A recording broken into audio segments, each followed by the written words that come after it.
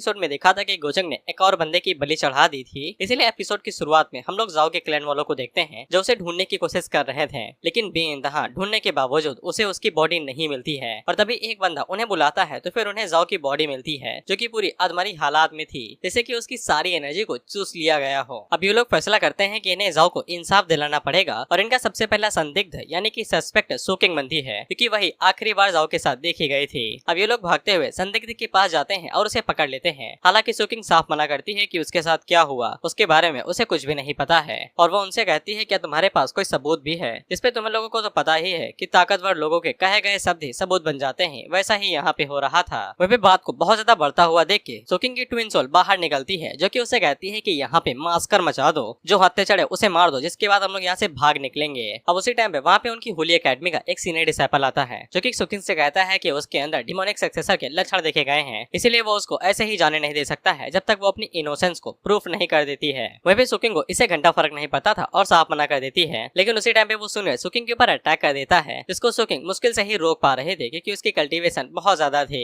वहीं पे सीनियर सुकिंग से कहता है कि तुम्हें सी ऑफ कॉन्शियस को दिखाना ही पड़ेगा, अगर तुम खुद से नहीं करोगे तो मैं जबरदस्ती कर लूंगा। सी ऑफ कॉन्शियस एक तरह के लाई डिटेक्टर की तरह काम करेगा। बेसिकली वो इन लोगों की मन की बात जान लेगा कि सुकिंग क्या सोच रही है और उसके दिल के अंदर क्या राज बसे हैं। अब स्क्रिप्ट के मुताबिक वहाँ पे गोचंग एंट्री मारता है, और क्योंकि इन लोगों को अभी ये नहीं पता था कि गोचंग सुकिंग का ही आदमी है, तो उनमें से एक बंदी सुकिंग से कहती है कि गोचंग यहाँ पे काफी ज्यादा फेमस है, इसलिए अब उसे सजा मिलके ही रहेगी। वहीं पे गोचंग को जैसे ही पता चलता है कि ये डिमोनिक सक्सेसर वाला नाता सुकिंग के साथ निपटा हुआ है, तो वो सुकिंग से पूछता है तुम यहाँ पे क्या कर रही हो। इस पे सुकिंग बताती है कि वो उसे ढूंढने के लिए आई थी, और गोचंग सुकिंग को अपनी चिंता दिखाने लगता है कि उसे ऐसे ही यहाँ पे नहीं आना चाहिए था, यहाँ पे वो उसके लिए खतरनाक हो सकता है। और उन सभी लोगों की आंखें बाहर आ जाती हैं ये जान के कि गोचंग सुकिंग का ही कोई लेना देने वाला है। फिर गोचंग उन्हें बताता है कि ये मेरी ही मेड है, तुम लोग इससे क्या पूछताछ कर रहे थे, क्योंकि गोचंग इतने समय पूरे इलाके में भैया जी हो रखा है, तो सभी लोग उससे डरने लगते हैं और कहते हैं कि ये बस एक मिसअंडरस्टैंडिंग थी। लेकिन अब सुकिंग शुरू हो जाती है और वो आंसू बहाते हुए गोचंग को बताती है कि ये लोग जबरदस्ती उसे फोर्स कर रहे थे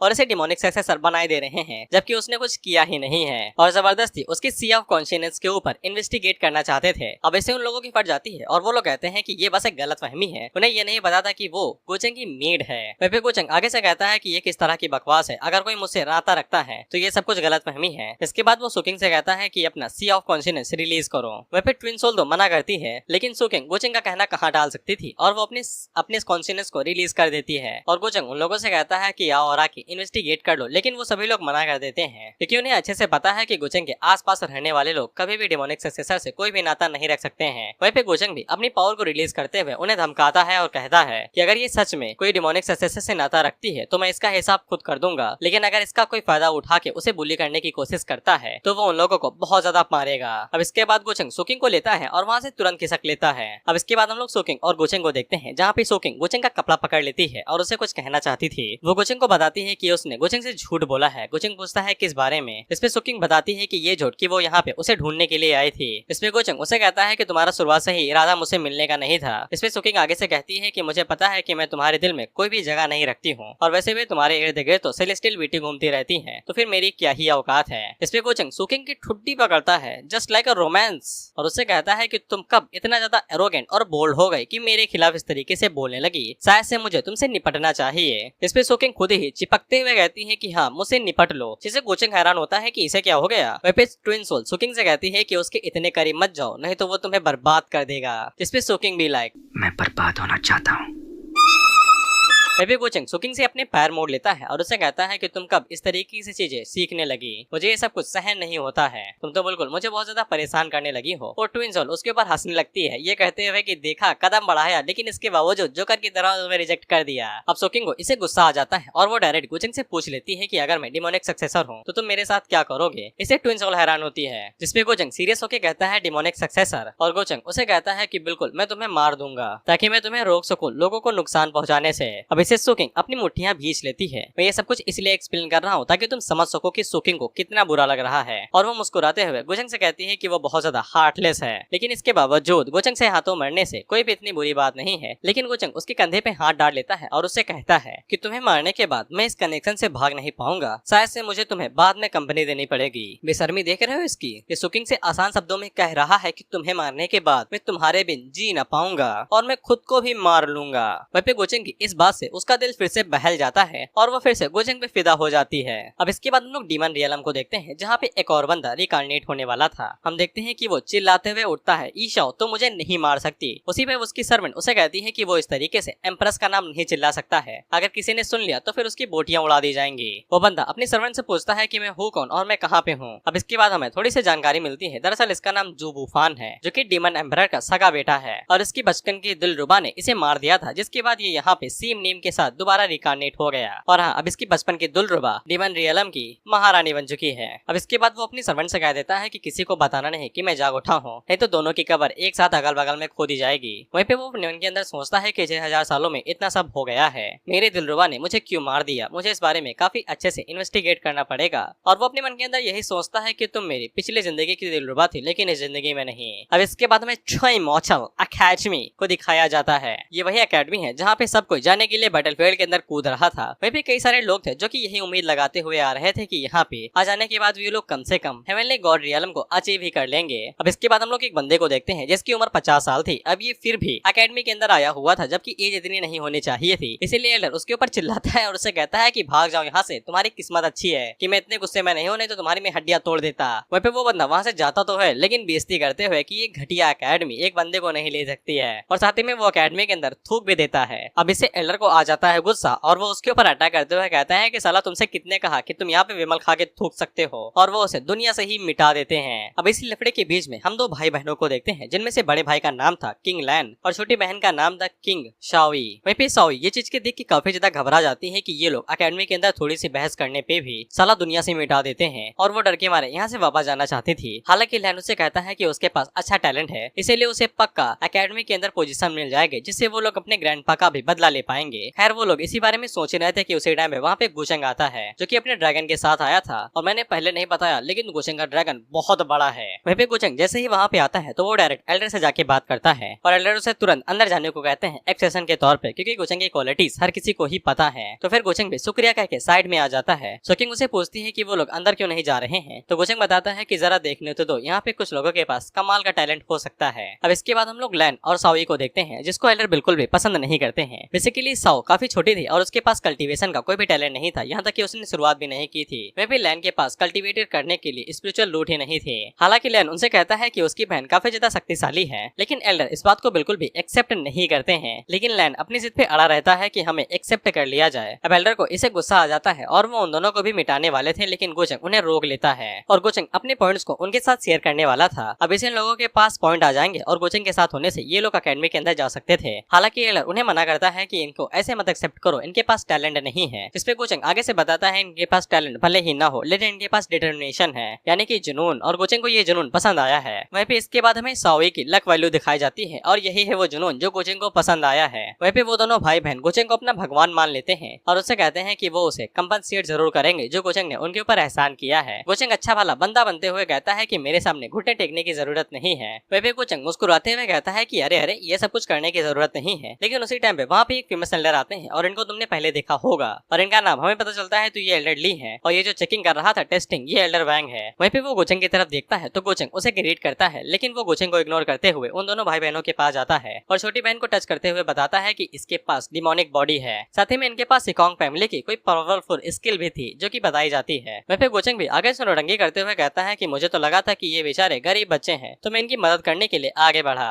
वहीं पे एल्डरली आगे से कहते हैं कि मैं इन्हें लेके जा रहा हूँ भाई, तुम लोग अपना देख लो। वहीं पे वो दोनों भाई बहन जाने से पहले गोचेंग से कहते हैं कि गोचेंग ने जो उन्हें काइंडनेस दिखाई है वो उसे कभी भी नहीं भूलेंगे। इसके बाद वो लोग वहाँ से निकल जाते हैं और गोचेंग उसे कहता है कि अच्छे से ट्रेनिंग करना, और मुस्कुराते हुए सोचता है कि तभी तो तुम मेरी काइंडनेस को रीपे कर पाओगे।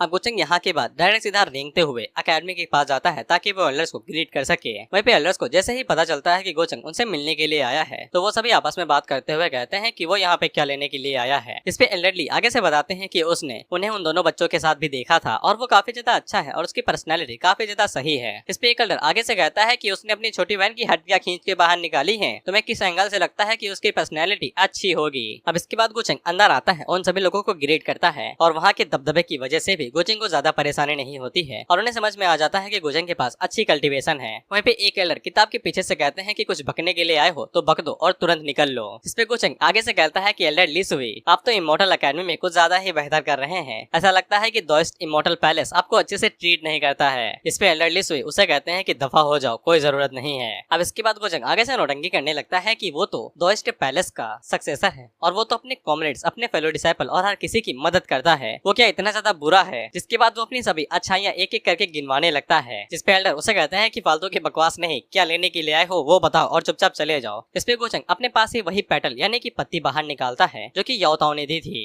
और वो लोग उस पत्ती को देख के हैरान हो जाते हैं क्योंकि उसके अंदर से लाजवाब पावर निकल रही थी। यहाँ तक कि उसके अंदर एलिमेंट ऑफ लॉ की भी पावर थी। एल्डर लिसुई तेजी के साथ आगे बढ़ते हैं और उस चीज को चेक करते हैं तो उन्हें पता चल जाता है कि ये डीमन रियलम से कोई नाता रखती है और सिर्फ एक ही बंदा गोचंग को उसके बारे में कुछ बता सकता है। लेकिन गोचंग वो अभी इस बारे में नहीं बताते हैं और उसे पूछते हैं कि तुम जियान के मास्टर से मिलने के लिए गए थे। गोचंग कहता है कि हाँ। एल्डर पूछते हैं उनके द्वारा पीटे नहीं गए, उन्होंने सुझाया नहीं तुम्हें? इस पे गोचंग कहता है क्या बात करते हैं आप, उन्होंने तो मुझे काफी ज्यादा अच्छे से पूछा और साथ ही में मुझे खैनी भी खाने के लिए पूछा, हालांकि मैंने मना कर दी। जिस पे एल्डर उसे कहते हैं कि यहाँ पे बेवकूफ लिखा है क्या, जो मैं तुम्हें लगता है कि तुम्हारी बातों पे यकीन कर लूंगा। खैर अब इसके बाद एल्डर गोचंग को उस पर्सन से मिलवाने के लिए लेके जाने लगते हैं जो गोचंग की मदद कर सकता है। गोचंग कहता है कि आप मुझे बता दीजिए कि वो कहाँ पे है, आपको चलने की जरूरत नहीं है। इस पे एल्डर उसे कहते हैं कि वो हर एक आदमी को लात मार के बाहर निकाल देता है, तुम किस खेत की मूली हो। इस पे गोचंग आगे से कहता है कि मैं किसी खेत की मूली नहीं, दोइस्ट इमॉर्टल पैलेस का सक्सेसर हूँ। इस पे एल्डर उसे कहते हैं चुप करो यार, साला तुम सक्सेसर बन गए इसका मतलब ये थोड़ी ना है कि तुम कहीं भी वाइल्ड कार्ड एंट्री मारते फिरोगे। अब इसके बाद एल्डर गोचंग को जानते हो कि इसके पास लेके जाते हैं डीमन रियलम की एम्परस याओ के पास, जिसने अपने बचपन के दिल रुबे की जान ले ली थी। वह पे एल्डर जैसे ही आते हैं तो वो अपनी पेटल को यानी कि वही पत्ती को बाहर निकालते हैं और इसे स्टोन की तरफ आगे बढ़ाते हैं, जिसपे वो स्टोन आगे से कोई भी हरकत नहीं करता है और याओ उसे अपना मास्टर कहती है। वह पे गोचंग जैसे ही उस पत्थर को देखता है तो फिर उसे याद आता है कि पुराना वाला गोचंग उसी के ऊपर बैठ के अपनी छोटी डिसेबल को देखा करता था और गोचंग को ऐसा लगता है कि ये पत्थर अब एक स्पिरिट बन चुका है। वह पे अचानक से उस पत्थर के अंदर से लाजवाब ऑरा बाहर निकलता है जिसको डिमोनिक एनर्जी कहा जाता है।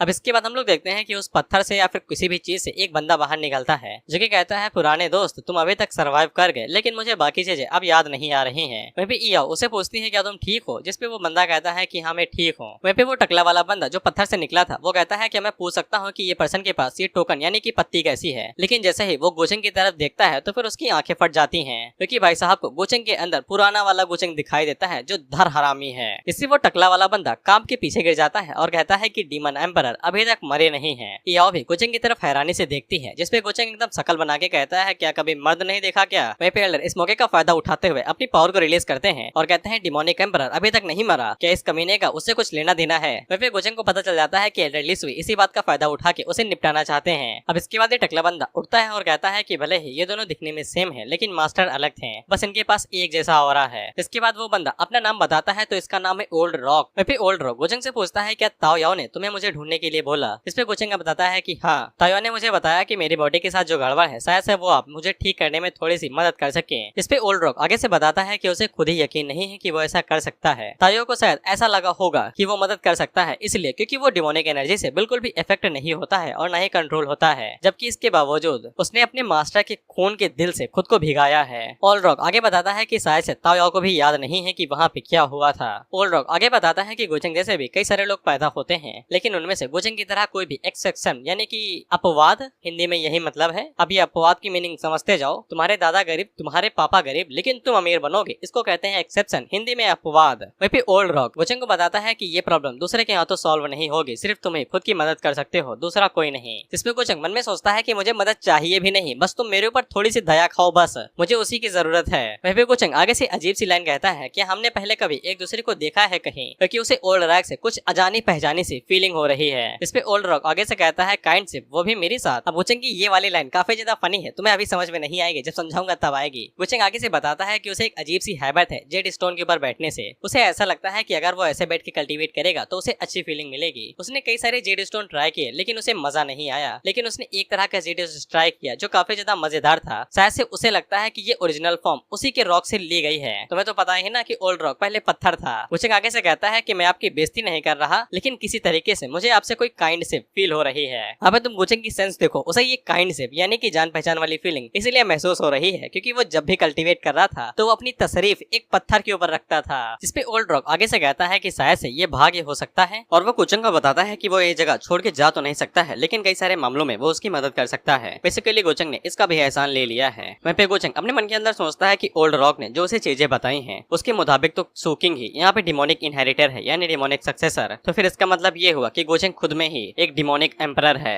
अब इसके बाद ओल्ड ड्रैग गोचंग को उसकी अपनी डिसाइपल से मिलवाता है जो कि इयाओ है, जो अभी करंट डीमन वर्ल्ड की एम्प्रेस है। वहीं पे गोचंग उसके स्ट्रेंथ को देख के हैरान होता है क्योंकि वो 6000 सालों के अंदर ही सेक्रेट एम्परर रियलम को अचीव कर ली है, जो काफी बड़ी बात है। वहीं पे इयाओ गोचंग से कहती है कि उसने उसके बारे में काफी ज्यादा सुना है और जब वो उसे सच में मिल ली है तो उसे यकीन हो गया है जो भी रूमर्स गोचंग के बारे में है वो काफी ज्यादा सच है। वहीं पे गोचंग इयाओ से कहता है कि उसने भी इयाओ के बारे में काफी कुछ सुन रखा है। इयाओ पूछती है क्या सुन रखा है, इस पे गोचंग अपने मन के अंदर सोचता है ना ही बताओ तो ही बेहतर रहेगा कि कैसे इसने अपने बाप को मार दिया, अपने फियांसे को जहर दे दिया और भी कुछ। लेकिन गोचंग की पर्सनैलिटी आग में घी डालने वाली है तो वो आगे से बताता है कि वो सभी रूमर्स कहते हैं कि एम्प्रेस बहुत ज्यादा कमीनी है, क्रूवल है और सबसे बड़ी बात एक सांप की तरह चालाक है जो कभी भी किसी को भी डस सकती है। और इसीलिए गोचंग को लगता है कि वो सभी रूमर्स बकवास हैं क्योंकि वो इतने सालों से यहाँ पे राज कर रही है, अभी तक लोगों को कोई भी परेशानी नहीं हुई और वो लोग उसके बारे में बेफालतू में ही झूठी अफवाह फैला रहे होंगे। अब इसके बाद गोचंग इयाओ की तारीफ करने लगता है कि उसके राज्य के दौरान जो डीमन वर्ल्ड है वो काफी ज्यादा अच्छे से ग्रो कर रहा है, जबकि पहले ग्रो नहीं कर पाता था। यहाँ पे आपस में ही लड़ाई रहा करती थी और वो आगे से एक लाइन कहता है कि दुनिया सिर्फ बहाव के ऊपर फोकस करती है, कंट्रीब्यूशन के नहीं। इसलिए उसे ऐसा लगता है कि इयाओ के लिए ये जगह एकदम सेफ नहीं है और ये उसके लिए अनफेयर है। वहीं पे ओल्ड रॉक मन के अंदर सोचता है कि डिमोनिक मास्टर ने भी यही बात बोली थी। वहीं पे इयाओ भी गोचंग से इम्प्रेस हो जाती है और उसे कहती है कि उसने कभी भी नहीं सोचा था कि गोचंग पूरी दुनिया की बेइज्जती कर देगा उसके खातिर, और उसने ये भी नहीं सोचा कि गोचंग उसकी तरह ही होगा जो एकदम सेम विचार रखता होगा। वहीं पे गोचंग आगे से कहता है कि उसके नजरिए में इयाओ ने जो भी काम किए हैं वो सभी लेजेंडरी हैं। फिर हम देखते हैं कि इयाओ गोचंग के लिए गाइड बन जाती है और उसे इधर उधर की जगह घुमाने लगती है ट्रोय डीमन इमॉर्टल एकेडमी के अंदर। लेकिन जब गोचंग इस तरीके से घूम ही रहा था कि उसी टाइम पे सिस्टम के पास एक नोटिफिकेशन आता है जो कि गोचंग को बताता है नया मिशन आ गया है, हायर ऑफ डीमन लॉर्ड वापस आ चुका है, यानी कि इयाओ की जगह हड़पने के लिए कोई वापस आ चुका है। अब इसके बाद गोचंग इयाओ के साथ डीमन लॉर्ड यानी ओवरलॉर्ड्स को लेकर बात करने लगता है और गोचंग इयाओ से पूछता है कि उसे पता नहीं है कि डीमन वर्ल्ड इन दिनों काफी ज्यादा शांतिपूर्वक है या नहीं, वो भी 6 के 6 ओवरलॉर्ड्स के साथ, डीमन ओवरलॉर्ड्स के साथ, क्योंकि सिर्फ लूनर डीमन ओवरलॉर्ड के बारे में ही सबको पता है, बाकी पांचों के बारे में कोई जानकारी नहीं है कि वो लोग कहाँ पे हैं और क्या कर रहे हैं और शायद से वो पांचों दोबारा जाग उठ सकते हैं। इस पे इयाओ आगे से कहती है कि रीअवेकनिंग काफी ज्यादा परेशानी खड़ी कर सकती है, लेकिन उसके लिए अभी ये टाइम नहीं हुआ है। लेकिन गोचंग आगे से बताता है कि उसके ओपिनियन के अंदर रीअवेकनिंग कुछ रीजंस की वजह से होती है और वो इयाओ को सजेस्ट करता है कि उसे ज्यादातर सर्वाइवर्स के ऊपर नजर रखनी चाहिए क्योंकि वो उसके रास्ते के लिए बड़ा रोड़ा हो सकते हैं। इयाओ से पूछती है कि इसका क्या मतलब है, जिसपे गोचंग उसे बताता है कि उसे अपने एनिमीज की जानकारी बहुत ज्यादा अच्छे से करने चाहिए कि वो मरे हैं या नहीं, क्योंकि ज्यादातर परेशानियां उनकी नाक के नीचे ही बढ़ती हैं और उन्हें दबा देती हैं। अब इसके बाद हम लोग एक और नए कैरेक्टर को देखते हैं। हम देखते हैं कि वहाँ पे एक बंदा कल्टीवेट कर रहा था जो कि किसी जूनियर सिस्टर डाओ जियान की बात कर रहा था और वैसे इसका नाम जी यांग टियानजुन है। अब इसकी पुरानी कहानी ये है कि ये पिछली लाइफ में भगवान से हर दिन दुआ करता था कि उसकी जूनियर सिस्टर डाओ जियान की किस्मत अच्छी सी रहे, लेकिन उसने कभी भी ग्रेट डाओ को पीछा करना नहीं छोड़ा, यानी पवित्रता या फिर अपना लगाव या फिर अपना रास्ता, और इसने कभी भी डाओ जियान का पीछा करना नहीं छोड़ा। और इसके रिकार्डिनेशन के बाद इसकी बस यही इच्छा है कि बाकी जितने भी हैं वो सभी एक साथ ही रहें और उन्हें इस बार कोई भी पछतावा ना हो। और वो आगे से कहता है कि मैं सोच रहा हूँ कि किसकी बोन ज्यादा शक्तिशाली है, तुम्हारे सेलेस्टियन बोन या फिर मेरी कियोस डाओ बोन। इसके बाद वो अपनी फोर्सिंग यानी फ्यूचर देखने वाली आंख की मदद से फ्यूचर देखता है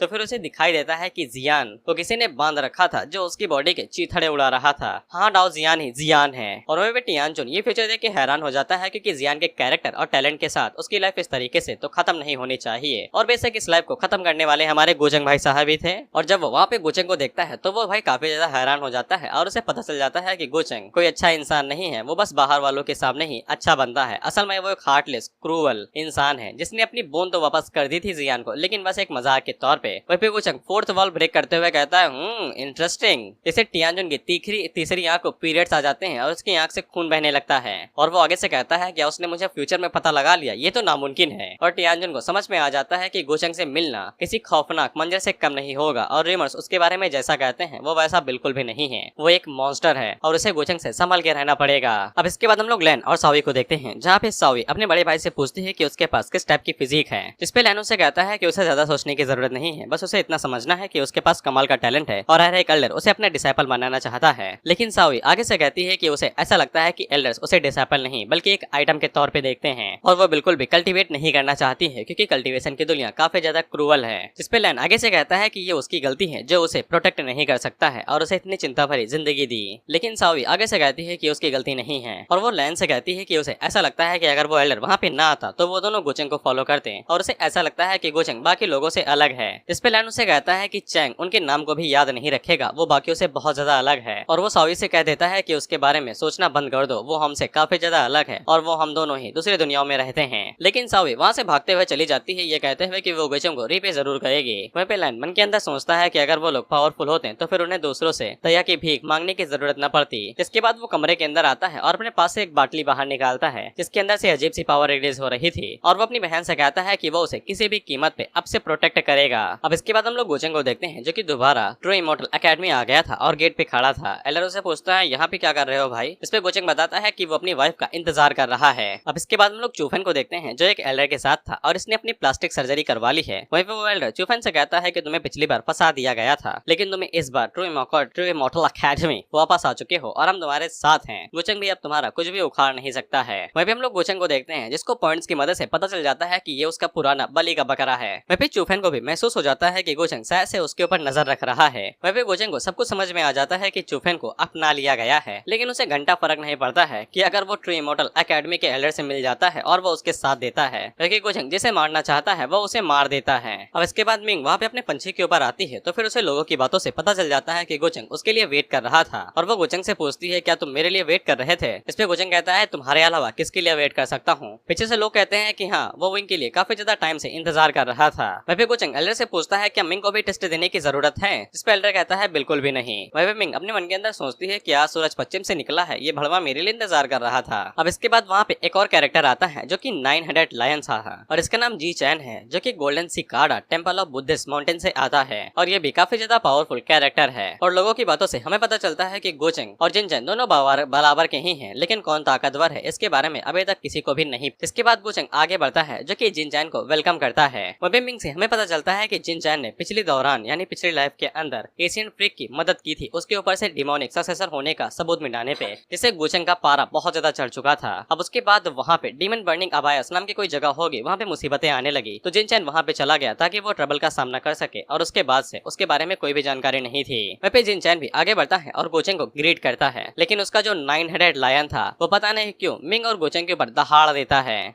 गोचंग पूछता है इसे क्या हुआ, जिसपे जिनचैन अपने लायन को शांत करता है और गोचंग को बताता है कि ये काफी ज्यादा ऑरा से सेंसिटिव है, शायद से इसे गोचंग या फिर मिंग के ऊपर कोई अजीब सा ऑरा महसूस हो गया होगा जिससे ये डर गया। जिसपे गोचंग कहता है ऐसी बात है, जिसके बाद वो मिंग से पूछता है क्या तुमने हाल ही में कुछ बुरा काम किया। वहीं पे जिनचैन गोचंग से कहता है कि एक पेट होता है, उसे रूल्स के बारे में नहीं पता है, तो गोचंग इस बात को दिल पे ना ले। जिसपे गोचंग कहता है नहीं लूंगा। वहीं पे गोचंग आगे से कहता है कि उसे बुद्धिस्ट माउंटेन के बारे में थोड़ी सी जानकारी चाहिए और वो बस किसी मौके के ही तलाश में था ताकि वो इसके बारे में जान सके। इसके बाद गोचंग जिनचैन के ऊपर हमला कर देता है और उसे कहता है कि आपसे मिलने के बाद मैं आपसे कुछ चीजें सीखना चाहता हूँ। वहीं पे जिनचैन काफी ज्यादा समझदार था और वो लड़ने के लिए तुरंत राजी हो जाता है। वहीं पे जब लायन अटैक करने की कोशिश करता है तो गोचंग उसके ऊपर पैर रखता है और उसे भाई जमीन में घुसा देता है। वहीं पे मिंग अपने मन के अंदर सोचती है कि अगर गोचंग उसकी पुरानी जिंदगी की तरह दोबारा रिबॉर्न हुआ होता यानी मेमोरीज के साथ, तो वो डायरेक्ट जिनचैन को सीक्रेटली मार देता, इस तरीके से ज्यादा उथल पुथल ना करता। अब इसके बाद हम लोग टियानजुन को देखते हैं जिसके 3 चेले उसे बताने आते हैं कि गोचंग ने जिनचैन के खिलाफ लड़ाई कर दी है। फिर टियानजुन को जैसे ही इस बारे में पता चलता है तो वो इस मौके का फायदा उठाने के बारे में सोचता है, ये पता लगाने के लिए कि गोचंग की स्ट्रेंथ कितनी है।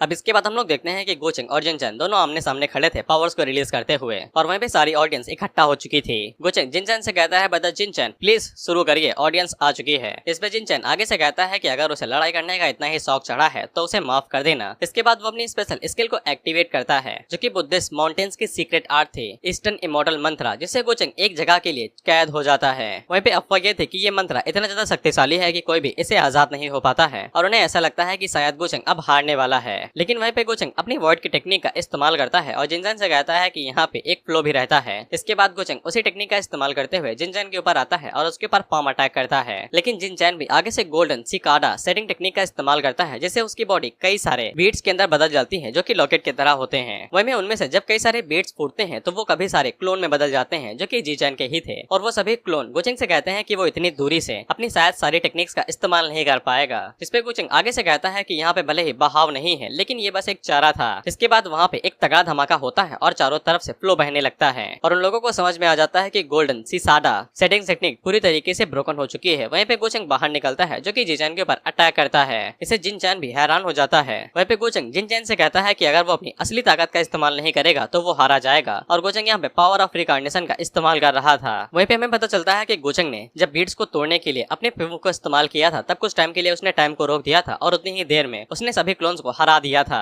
इसे जी चैन के पास अब कोई तीसरा तरीका नहीं बचता है और उसे इस मूव का इस्तेमाल करना पड़ता है, जो कि एंसेस्टर ऑफ बुद्धा सी था। हम देखते हैं कि वहाँ पे बुद्धा आ जाते हैं, जो कि अपने पाम अटैक का इस्तेमाल करते हैं और गोचंग के ऊपर हमला करते हैं। लेकिन वहीं पे गोचंग अपनी स्पिरिचुअल शॉट की इस्तेमाल करता है, जो उसके पास आती है और बुद्धा के हाथ को पूरी तरीके से काटते हुए डिस्ट्रॉय कर देती है। वहीं पे गोचंग हमें बताता है कि उसने व्हाइट टाइगर जेनजिंग की पावर को मिला दिया है, जिससे उसकी शॉट गॉड्स के साथ साथ बुद्धा को भी मार सकती है। वहीं पे वो शॉट जिनचैन के माथे के पास आके रुक जाती है और जिनचैन अपनी हार मान लेता है, ये कहते हुए कि वो उसका राइवल के लिए सूट नहीं करता है। इस पे गोचंग उसकी हार को एक्सेप्ट कर लेता है। वहीं पे सभी लोग हैरान हो जाते हैं कि जिनचैन भी हार गया, जबकि वो तो 10 ताकतवर लोगों के बीच में पैदा हुआ था, लेकिन इसके बावजूद उनकी पावर के बीच में इतना बड़ा गैप है। वहीं पे टियानजुन को भी समझ में आ जाता है कि गोचंग उसे सोच से भी ज्यादा शक्तिशाली है। उसे जियान को बचाने के लिए किसी दूसरे तरीके का इस्तेमाल करना पड़ेगा। वहीं पे सभी लोग गोचंग के लिए नारे लगाने लगते हैं और मिंग उसे कहती है कि जेचन काफी ज्यादा अनलकी था कि वो तुम्हारे रास्ते के बीच में आके सीढ़ी बन गया। इस पे गोचंग कहता है कि नहीं, वो लकी था कि मुझसे लड़ने के बाद भी जिंदा बच गया। वहीं पे जिनचैन का लॉयल रोने लगा था क्योंकि उसके सर में दर्द हो रहा था। जिनचैन उसे कहता है कि रो नहीं, चुप हो जाओ। अब इसके बाद हम लोग मिंग को देखते हैं, जो कि साओई के बारे में बात कर रही थी। इसे अच्छे से पता था कि साओई को ट्रू इमॉर्टल एकेडमी एक्सेप्ट कर लेगी और उसे सेलेस्टियल डिमोनिक फेरी कह के बुलाया जाएगा। लेकिन एक ट्रू इमॉर्टल बनने के बाद वो अचानक से गायब हो जाएगी और शायद से मिंग को पता है कि वो पर्सन कौन है जिसने मिंग को किडनैप या फिर मारा होगा, लेकिन हमें उसका नाम नहीं बताया जाता है और मिंग को इससे कोई फर्क भी नहीं पड़ता है। उसके लिए चिंता की बात तो उसका भाई है, जिसके हाथों में कोई स्पेशल ट्रेजर है। मिंग हमें बताती है कि साओई के बड़े भाई के पास the falls of world domination है और वो टूल 7 टूल्स में से एक है जो कि दुनिया को डिस्ट्रॉय करने का दम रखते हैं और उनमें से 2 मिंग के हाथों के अंदर हैं और मिंग को बाकी 5 भी चाहिए ताकि वो गोचंग का सफाया कर सके अगर जरूरत पड़े। अब इसके बाद ट्रू इमॉर्टल एकेडमी के एडमिशन क्लोज होने वाले थे, इसीलिए वहाँ पे जियान भी आ जाती है और एल्डर उसे पहले से ही जानते थे क्योंकि उसका नाम काफी ज्यादा फेमस है। वहीं पे उसे सभी लोगों की बातों से पता चलता है कि गोचंग ने मिंग के लिए इंतजार किया था, लेकिन वो अपनी कजन के लिए नहीं आया, जिसमें सभी लोग कहते हैं कि कजिन कजिन है, फियांसे फियांसे है। वहीं पे मिंग को काफी ज्यादा गुस्सा आता है कि वो अपने फियांसे के लिए इंतजार कर सकता है, अपनी बहन के लिए नहीं। अब इसके बाद वहाँ पे टियानजुन के 3 तोते आते हैं, जो कि जानबूझ के जियान के साथ पंगा करने की कोशिश करते हैं और जब जियान उन्हें इज्जत नहीं देती है तो वो लोग आके से कहते हैं कि हम लोग यहाँ के सीनियर हैं और जूनियर्स को इज्जत देनी चाहिए। जिसपे जियान उन लोगों से कहती है कि गो खा लो, मैं उन लोगों से बात नहीं करती हूँ जो टॉयलेट के अंदर सफाई करते हैं। जिसपे वो लोग जियान के ऊपर अटैक कर देते हैं और कहते हैं कि इसे बड़ों की इज्जत करना नहीं आता है और सबक सिखाना पड़ेगा। लेकिन उसी टाइम पे वहाँ पे हीरो की तरह टियानजुन एंट्री मारता है, जो कि उन लोगों से कहता है कि उनका दिमाग खराब हो गया है, जो वो तिनके इलाजे में दूसरे लोगों को बुली कर रहे हैं, कि उन्हें एकेडमी के रूल्स के बारे में नहीं पता है कि किसी को भी परेशान नहीं करना है। जिसपे वो लोग आगे से कहते हैं कि तो स्काई किंग जी यांग है, जो कि टॉप 10 में से एक है, जल्दी से माफी मांगो। और वो सभी अपना माथा टेक के माफी मांगते हैं और कहते हैं कि वो आगे से किसी को बुली नहीं करेंगे। इसके बाद टियानजुन जियान से पूछता है क्या तुम ठीक हो। इस पे जियान आगे से कहती है कि मुझे मदद की जरूरत नहीं थी, मैं उन तीनों को अकेले ही निपटा देती। इस पे टियानजुन आगे से कहता है कि उसके एक्शन भले ही यहाँ पे एक्सेसिव यानी दिखावा करने वाले हो सकते हैं, लेकिन वो ऐसा लगता है कि वो सच में इन लोगों को निपटा देती है क्योंकि वो काफी ज्यादा कॉन्फिडेंट है। जिसके बाद वो अपना नाम बताता है और कहता है कि वो पर्पल मेंशन का सक्सेसर है, जिसको स्काई किंग जी यांग के नाम से जाना जाता है। जिसके बाद वो जियान से उसका नाम पूछता है, जिसमें जियान सोचती है कि इस एकेडमी के लोग थोड़े से सनकी हैं, फालतू में ही दूसरे लोगों का नाम पूछते हैं। वहीं जब जियान आगे से नाम नहीं बताती है तो टियानजुन आगे से कहता है कि कोई बात नहीं है, मैं तुम्हारी इज्जत करता हूँ। और वो मन के अंदर सोचता है कि ये अभी भी पहले की तरह ही है, काफी ज्यादा सख्त। अब इसके बाद टियानजुन उन दिनों से कहता है कि तुम लोग यहाँ से जा सकते हो, कि तुमसे ज्यादा शक्तिशाली थी, तुम्हारी किस्मत अच्छी है कि मैं यहाँ से जा रहा था, अब से हम लोग ऐसा कुछ भी नहीं करेंगे। ऐसा वो लोग कहते हुए जा रहे थे, वो भी मुस्कुराते हुए, लेकिन उसी टाइम पे उन्हें एक ताकतवर ऑरा महसूस होता है और वो उनसे कहता है कि रुको जरा। अब इसके बाद गोचंग वॉइड से बाहर निकलता है, जो कि ये सभी तमाशा देख रहा था, और वो उन तीनों से कहता है कि मैंने कहा कि तुम लोग निकल सकते हो। वो तीनों जैसे ही गोचंग को देखते हैं तो गोचंग को पहचान जाते हैं। गोचंग उनसे कहता है कि मुझे पहचान लिया। वहीं पे टियानजुन तो गोचंग को देख के हैरान ही हो जाता है। वहीं पे जियान को ऐसा लगता है कि गोचंग चलो सच में उसे लेने के लिए आ ही गया। वहीं पे गोचंग उन तीनों से पूछता है कि तुम जिस लड़की को सबक सिखाने जा रहे थे वो मेरी बहन है, क्या तुम्हें पता था। वो तीनों कहते हैं कि उन्हें नहीं पता था, लेकिन अब पता चल चुका है और ये एक गलत फहमी है। जिसपे गोचंग उनके साइड से निकलते हुए कहता है गलत फहमी, चलो मुझे बता दो कि आखिर कैसे मरना चाहते हो, ये कोई सीरियस बात नहीं होने वाली है। वहीं पे टियानजुन अपने तीनों चेलों को बचाने की कोशिश करता है और वो गोचंग से कहता है कि उन तीनों को पता नहीं था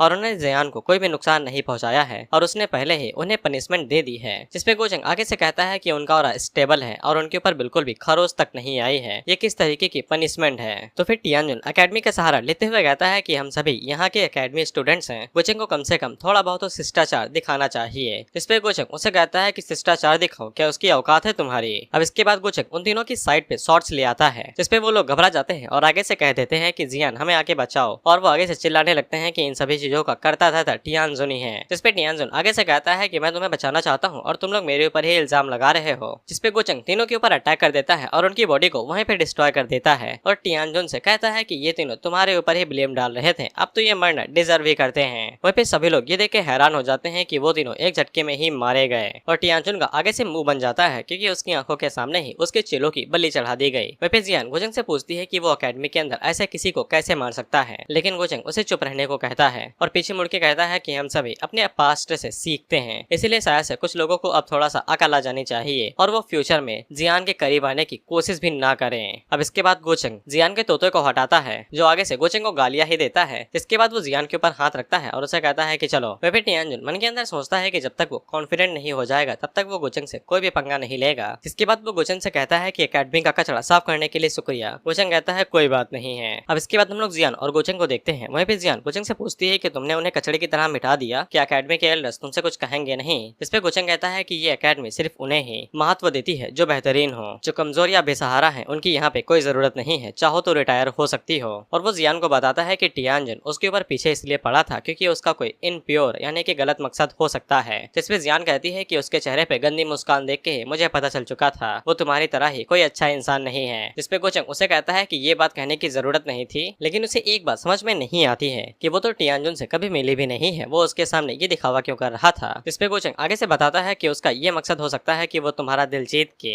इमॉर्टल गो फैमिली के अंदर शादी करना चाहे ताकि वो सनी लोबन के मजे कर सके या फिर ऐसा ही कुछ। जिसपे जियान गोचंग के कंधे के ऊपर मारते हुए कहती है कि चिंता ना करो, मैं उसके अंदर बिल्कुल भी इंटरेस्टेड नहीं हो। इस पे गोचंग उसे कहता है कि तुम कुछ ज्यादा ही सोच रही हो, वो बस तुम्हारा इस्तेमाल करके मुझसे लड़ना चाहता है। और क्या तुम्हें सच में लगता है कि मैंने उनसे लड़ाई इसलिए की ताकि मैं तुम्हें बचा सकूं? लेकिन जियान घंटा बात ना सुन रहे गोचंग की, वो गोचंग की तरफ देखती है और उसके गालों के ऊपर किस करके वहां से निकल जाती है और शर्माते हुए कहती है कि ज्यादा मत सोचो, बस मेरा दिमाग खराब हो गया था। जिसपे गोचंग गाल से थूक को साफ करते हुए कहता है बेवकूफ, और मन के अंदर सोचता है कि आखिर में टियानजुन को कैसे मौत की तख्ते तक चढ़ा के लेके जाऊं। कुछ दिनों बाद अकेडमी के अंदर एक नई चीज होती है। दरअसल यहाँ पे एक अजीब सा पत्थर निकल आया है तो सभी लोग उस तरफ भागते हुए जा रहे हैं, यहाँ तक कि एल्डर्स भी। गोचंग मन के अंदर सोचता है कि यही परफेक्ट टाइम है उसके लिए बुरी चीजें करने का और अकेडमी के अंदर किसी को कुछ पता भी नहीं चलेगा। और वो मन के अंदर सोचता है चूफेन, तुम्हारे बड़े भाई ने तुम्हारे लिए बहुत सारे बड़े बड़े गिफ्ट रेडी किए हैं। अब इसके बाद हम लोग उस चमत्कारी पत्थर को देखते हैं जहाँ पे कई सारे लोग इकट्ठा हुए थे। इस पत्थर के बारे में बस इतना जान लो कि ये कई सालों पहले नीचे गिरा हुआ था और अब इसके अंदर से आदमी निकलने का टाइम आ चुका है, यानी बर्थ।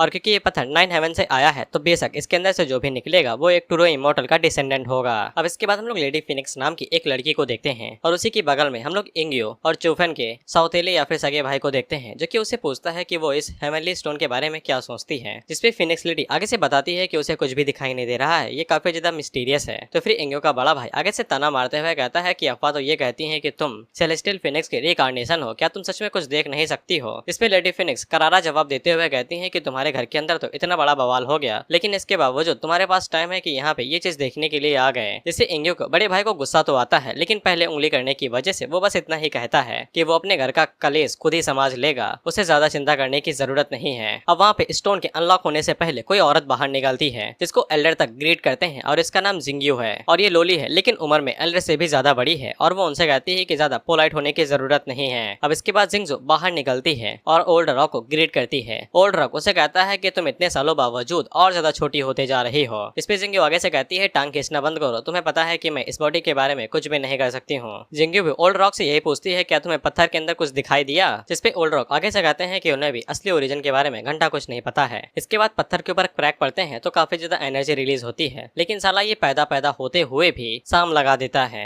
वहीं पे उस एनर्जी के ऑरा से सब लोग पता लगा लेते हैं कि ये सच में ही ट्रू इमॉर्टल की रीबर्थ है। अब इसके बाद उस पत्थर की एनर्जी के अंदर से एक बंदा बाहर निकलता है जो कि आगे से कहता है कि उसे 300 साल हो चुके हैं इसके अंदर कैद हुए। अब वो बाहर निकल के काफी ज्यादा खुश है। वहीं पे जिंगजो आगे से कहती है इसका कल्टीवेशन लेवल इतना ज्यादा हाई तो नहीं है। इस पे ओल्ड रॉक आगे से कहता है कम से कम इंसान ही निकला, वही अच्छी बात है। अब इसके बाद एक एल्डर आगे बढ़ता है और उस बंदे से पूछता है कहाँ से आए हो, तुम्हारा नाम वाम क्या है? इस पे वो बंदा बताता है कि उसकी कोई आइडेंटिटी नहीं है, न ही उसे कोई बैकग्राउंड के बारे में जानकारी है, वो बस छोटा मोटा कल्टीवेटर है, लेकिन वो स्टोन के बारे में बता सकता है। जिसके बाद वो बताता है बहुत टाइम पहले जब वो नॉर्मल कल्टीवेट कर रहा था तब जमीन फट गई और वो अंदर जाके घुस गया और तब उसे एक फेरी स्टोन मिला और उसने जैसे ही उसे टच किया तैसे ही वो अंदर सील हो गया। जिसके बाद वो एल्डर से पूछता है साल कौन सा है बताओगे? जिसपे एल्डर कहते हैं कि पत्थर से कोई ट्रू इमॉर्टल नहीं बल्कि गधा बाहर निकला है। जिसपे वो सभी लोग निराश हो जाते हैं और कहते हैं कि जिसे हम समझ रहे थे राजा भोज वो निकला गंगोतीली। वहीं पे ओल्ड रॉक लोग जिंगजू से कहता है कि ये कुछ तो छिपा रहा है, जिसपे जिंगजू आगे से कहती है कि अभी के लिए इसे घर में बिठा दो और बाद में हम लोग पूछेंगे। वहीं पे ये बंदा अपने अंदर से वैसा ऑरा रिलीज कर रहा था कि ये बिल्कुल मासूम है और बिल्कुल हार्मलेस है। अब इसके बाद हमें पता चलता है कि ये भी टियानजुन वाली पलटन से ही आता है और वो मन के अंदर सोचता है कि पता नहीं मास्टर, जूनियर ब्रदर और बाकी सभी सिस्टर्स कैसी होंगी। अब इसके बाद हमें इसका नाम भी बताया जाता है जो कि किन वुया होता है। अब इसके बाद हम लोग सुकिंग और गोचेंग को देखते हैं, जहाँ पे सुकिंग गोचेंग को न्यूज देती है और वो सबसे पहले पत्थर वाली चीज के बारे में बताती है कि जो लोग जिसको ट्रू इमॉर्टल समझ रहे थे वो गधा निकला और वो सभी एल्डर वहाँ से निराश होकर चले गए। साथ ही में वो गोचेंग को डिमोनिक सक्सेसर के बारे में एक न्यूज देती है कि उसने हाल ही में एक और जीनियस के ऊपर अटैक किया है, जिससे एल्डर्स काफी ज्यादा बिजी हैं। गोचेंग आगे से कहता है कि मुझे उनकी मदद कर देनी चाहिए, उन्हें ज्यादा टेंशन नहीं होनी चाहिए। अब इसके बाद हम लोग इंग्यू और उसके बड़े भाई को देखते हैं। इन दोनों को भी पता चल चुका था कि डिमोनिक सक्सेसर यानी कि इनका भाई ट्रू इमॉर्टल एकेडमी के अंदर आ चुका है। फिर इंग्यू के बड़े भाई ने फैसला कर लिया था कि अब वो उसे मार ही देगा ताकि वो दुनिया के अंदर शांति ला सके, जिसपे इंग्यू भी आगे से कहती है कि वो भी अब उसके ऊपर कोई दया नहीं दिखाएगी। अब इसके बाद वो दोनों जब एकेडमी पहुंचते हैं तो फिर उन्हें पता चलता है कि सभी लोग गोचेंग से पूछ रहे हैं कि एल्डर्स उसे इतनी आसानी के साथ नहीं पकड़ पाएंगे, क्या गोचेंग के पास कोई आइडिया है। जिसपे इंग्यू का बड़ा भाई अपने मन के अंदर सोचता है कि गोचेंग उसकी स्पॉटलाइट को चुरा रहा है और वो सोचता है कि उसे सबसे पहले ही डिमोनिक सक्सेसर यानी चूफेंग को पकड़ना पड़ेगा ताकि गोचेंग उसे दोबारा पीछे न छोड़ सके। अब गोचेंग आगे से यही कहता है कि वो एल्डर्स के साथ मदद करेगा और डिमोनिक सक्सेसर को पकड़ लेगा और दुनिया के अंदर दोबारा शांति लाएगा। अब इसके बाद हम लोग चूफेन को देखते हैं और उसके घर के ऊपर एक बहुत बड़ी सील लगी हुई थी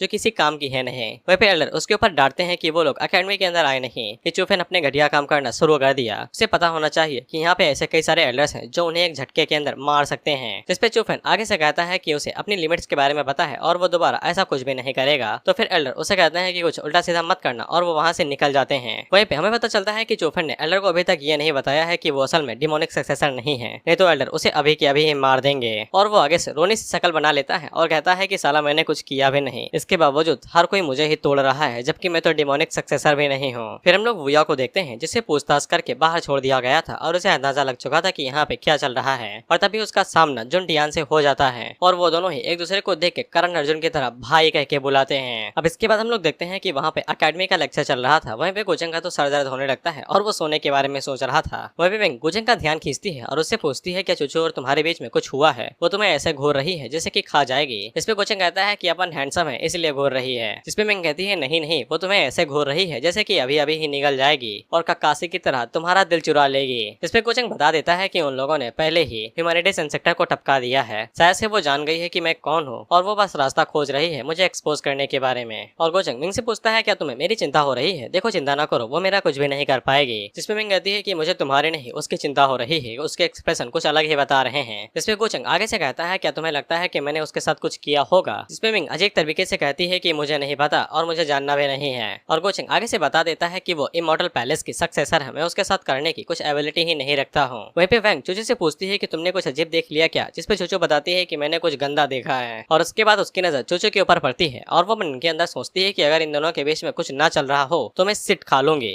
अब यहाँ पे सिट का मतलब रजनीकांत वाला नहीं है, सिट मतलब पॉटी। अब इसके बाद एल्डर बाकी लोगों को बताते हैं कि आधे महीने के बाद यहाँ पे एक ट्रायल होगा जिससे वो लोग बाकी सभी डिसेबल्स के लिए रिसोर्स और बाकी सभी चीजें ढूंढेंगे। वहीं पे गोचेंग मन के अंदर सोचता है कि आधा महीना हो चुका है, अभी तक कुछ भी नहीं हुआ। इसके बाद वो टियानजुन और वुया की तरफ देखते हुए सोचता है कि ये दोनों तो आ गए हैं, अभी तक सिस्टम ने कोई मिशन क्यों नहीं दिया। और उसे ऐसा लगता है कि अभी यहाँ पे और भी कई सारे लोगों की जरूरत पड़ेगी और शायद से ये दोनों उस मिशन का पार्ट होंगे। अब सभी लोग लेक्चर खत्म होने के बाद इधर उधर जा रहे थे। वहीं पे गोचेंग और मिंग की मुलाकात जियान से हो जाती है और तुम्हें पिछला वाला कांड याद होगा तो जियान से शर्म सहन नहीं हो रही थी और वो अपनी आंखें बंद करके वहाँ से चली जाती है गोचेंग से कहते हुए कि तुम मुझे नहीं देख सकते। वहीं पे मिंग जब जियान को ऐसे भागते हुए देखती है तो वो गोचेंग से कहती है कि तुमने उसे दोबारा बुली किया। जिस पे गोचेंग कहता है कि वो मुझे बुली करती है और इतने ज्यादा शर्मा रही है कि खुद भागे जा रही। वहीं पे जियान आंखें बंद होने की वजह से डायरेक्ट जाके टियानजुन से टकरा जाती है। जिसपे टियानजुन उसे कहता है क्या कोइंसिडेंट है, हम लोग दोबारा मिल गए। वहीं पे वो उसे पूछता है क्या ये वही है। जिसपे वो बताता है हाँ ये वही है। अब उन दोनों के बीच में बस इतनी ही बकवास होती है कि रास्ते से हट जाओ नहीं तो मैं तुम दोनों को पीट दूंगी। लेकिन उसी टाइम पे वहाँ पे गोचेंग आता है जो कि जियान के कंधे के ऊपर हाथ रखता है और उन दोनों को घूरते हुए कहता है कि तुम्हें कौन परेशान कर रहा है। वहीं पे जियान को तो गोचेंग से शर्म आ रही थी और वो बिल्कुल भी सहन नहीं कर पाती है। इसके बाद वो साइड से वहाँ से कट लेती है और उन लोगों से कहती है कि मेरा पीछा मत करो, मुझे अकेला छोड़ दो। वहीं पे गोचेंग टियानजुन से कहता है कि मुझे याद है कि मैंने तुमसे साफ कहा था कि उसके आसपास में मत घटकना। इस पे टियानजुन आगे से कहता है कि वो तुमसे भाग रही है, अगर तुम किसी के ऊपर इतना ज्यादा पकड़ रखोगे तो बेशक वो भागने की कोशिश करेगा ही। वहीं पे गोचेंग आगे से घूरते हुए कहता है क्या तुम मुझे सिखा रहे हो कि क्या करना चाहिए। लेकिन उन दोनों के बीच में बात आगे बढ़ती कि उससे पहले ही वो यह बात को संभाल लेता है और कहता है कि वो लोग यहाँ पे कुछ बुरे इरादे से नहीं आए थे, बस यहाँ से गुजर ही रहे थे। इस पे गोचंग उससे पूछता है तुम कौन हो, जिसपे वुया उसे अपना नाम बता के वहाँ से निकल जाता है। वहीं पे गोचंग अपने मन के अंदर सोचता है कि अच्छा तुम ये हो। के बाद गोचंग को दोबारा सिस्टम की तरफ से नोटिफिकेशन मिलता है कि एक और किस्मत वाला वापस आ चुका है। अब इसके बाद हमें इन लोगों का हल्का सा फ्लैशबैक दिखाया जाता है जब हम लोग टियानजुन और उसके मास्टर और उनकी बेटी जो एक और इनकी जूनियर सिस्टर है उन सभी को देखते हैं। इन्हें पता चलता है कि वो या कहीं पे ट्रैप हो गया है और उसके वापस आने की कोई भी गुंजाइश नहीं है, लेकिन उनका मास्टर यहाँ पे उसके लिए वेट करने के बारे में सोचता है। वह पे टियानजुन जियान की पुरानी लाइफ वाले चीज के बारे में देखते हुए कहता है कि हमारे पास जूनियर सिस्टर डाओ जियान भी है। वह पे उनका मास्टर आगे से कहता है कि डाओ जियान ने मुझे कभी निराश नहीं किया है तो वो या भी मुझे कभी निराश नहीं करेगा। लेकिन उसी टाइम पे वहाँ पे एक तगड़ा धमाका होता है और आसमान से एक बहुत बड़ा स्पेस खुलता है जो कि डायरेक्ट उनके ऊपर अटैक करता है और उनकी पूरी जगह को डिस्ट्रॉय करके रख देता है, जिससे के साथ इन लोगों का पूरा वर्ल्ड तबाह हो जाता है। वह गोचंग इन सभी फ्लैशबैक को देख कहता है कि ये सभी सो कॉल्ड हिंट्स हैं और उसे पक्का यकीन था कि ये सिस्टम के हिंट्स उसके सबकॉन्शियस मेमोरी से ही निकाले गए हैं, लेकिन सिस्टम का ओरिजिन शायद से उसके सबकॉन्शियस मेमोरी के साथ जुड़ा हो सकता है। वह गोचंग को पक्का यकीन था कि फाइनल बॉस फॉरबिडन इकोपॉस डीमन लॉर्ड खुद है, लेकिन टाइम फ्लो की वजह से अभी तक उसका नाम सामने नहीं आया है। वह गोचंग एक बॉर्डरलेस सेट के बारे में बात करता है कि उसका डिस्ट्रक्शन काफी ज्यादा करीब आ चुका है और किसी को क्या ही फर्क पड़ता है कि अगर कोई कीड़े के ऊपर पैर रख देता है। और वो हेल्बर्ट के बारे में सोचते हुए कहता है कि अब पता नहीं क्या हार आने वाला है। अब इसके बाद हम लोग सोकिंग और उसके ट्विन सोल को देखते हैं। वह भी उसकी ट्विन सोल दोबारा कान भरना शुरू करती है और उसे कहती है कि यहाँ पे एक और डिमोनिक सक्सेसर है और ये लोग चुफन के बारे में ही बात कर रहे थे। इन्हें जैसे ही पता चलता है कि वो भी अकेडमी के अंदर आ गया है तो वो दोनों आपस में कहती है कि अब हम लोग पूरा फायदा उठाएंगे, कत्लेआम मचाएंगे और इल्जाम सब कुछ उसके ऊपर लगेगा। जिसपे सोकिंग उसे कहती है कि हाँ, लेकिन मुझे इस बात का डर है कि बहुत जल्द ही गोचंग हमारी असलियत को पहचान सकता है, पता नहीं तब मैं क्या करूंगी। जिसपे ट्विन सोल उसे कहती है कि करना क्या है, हमें उसे सलो कर जाना है यानी कि डिवॉवर कर लेना है। जिसके बाद वो वहाँ पे अपनी एनर्जी से गोचंग की एक छोटी सी स्पिरिट बनाती है गुड़िया की तरह और उसे खा जाती है और सोकिंग से कहती है कि इसी तरीके से सारी समस्या खत्म। जिसपे मिंग उसे वहाँ से भगा देती है और उसे कहती है कि बस करो, तुम्हें अभी भी कुछ समझ में नहीं आया है। जिसपे उसकी ट्विन सोल उसे कहती है कि तुम सच में अभी भी बेवकूफ हो। अब इसके बाद हम लोग गोचंग को देखते हैं जो कि भागते हुए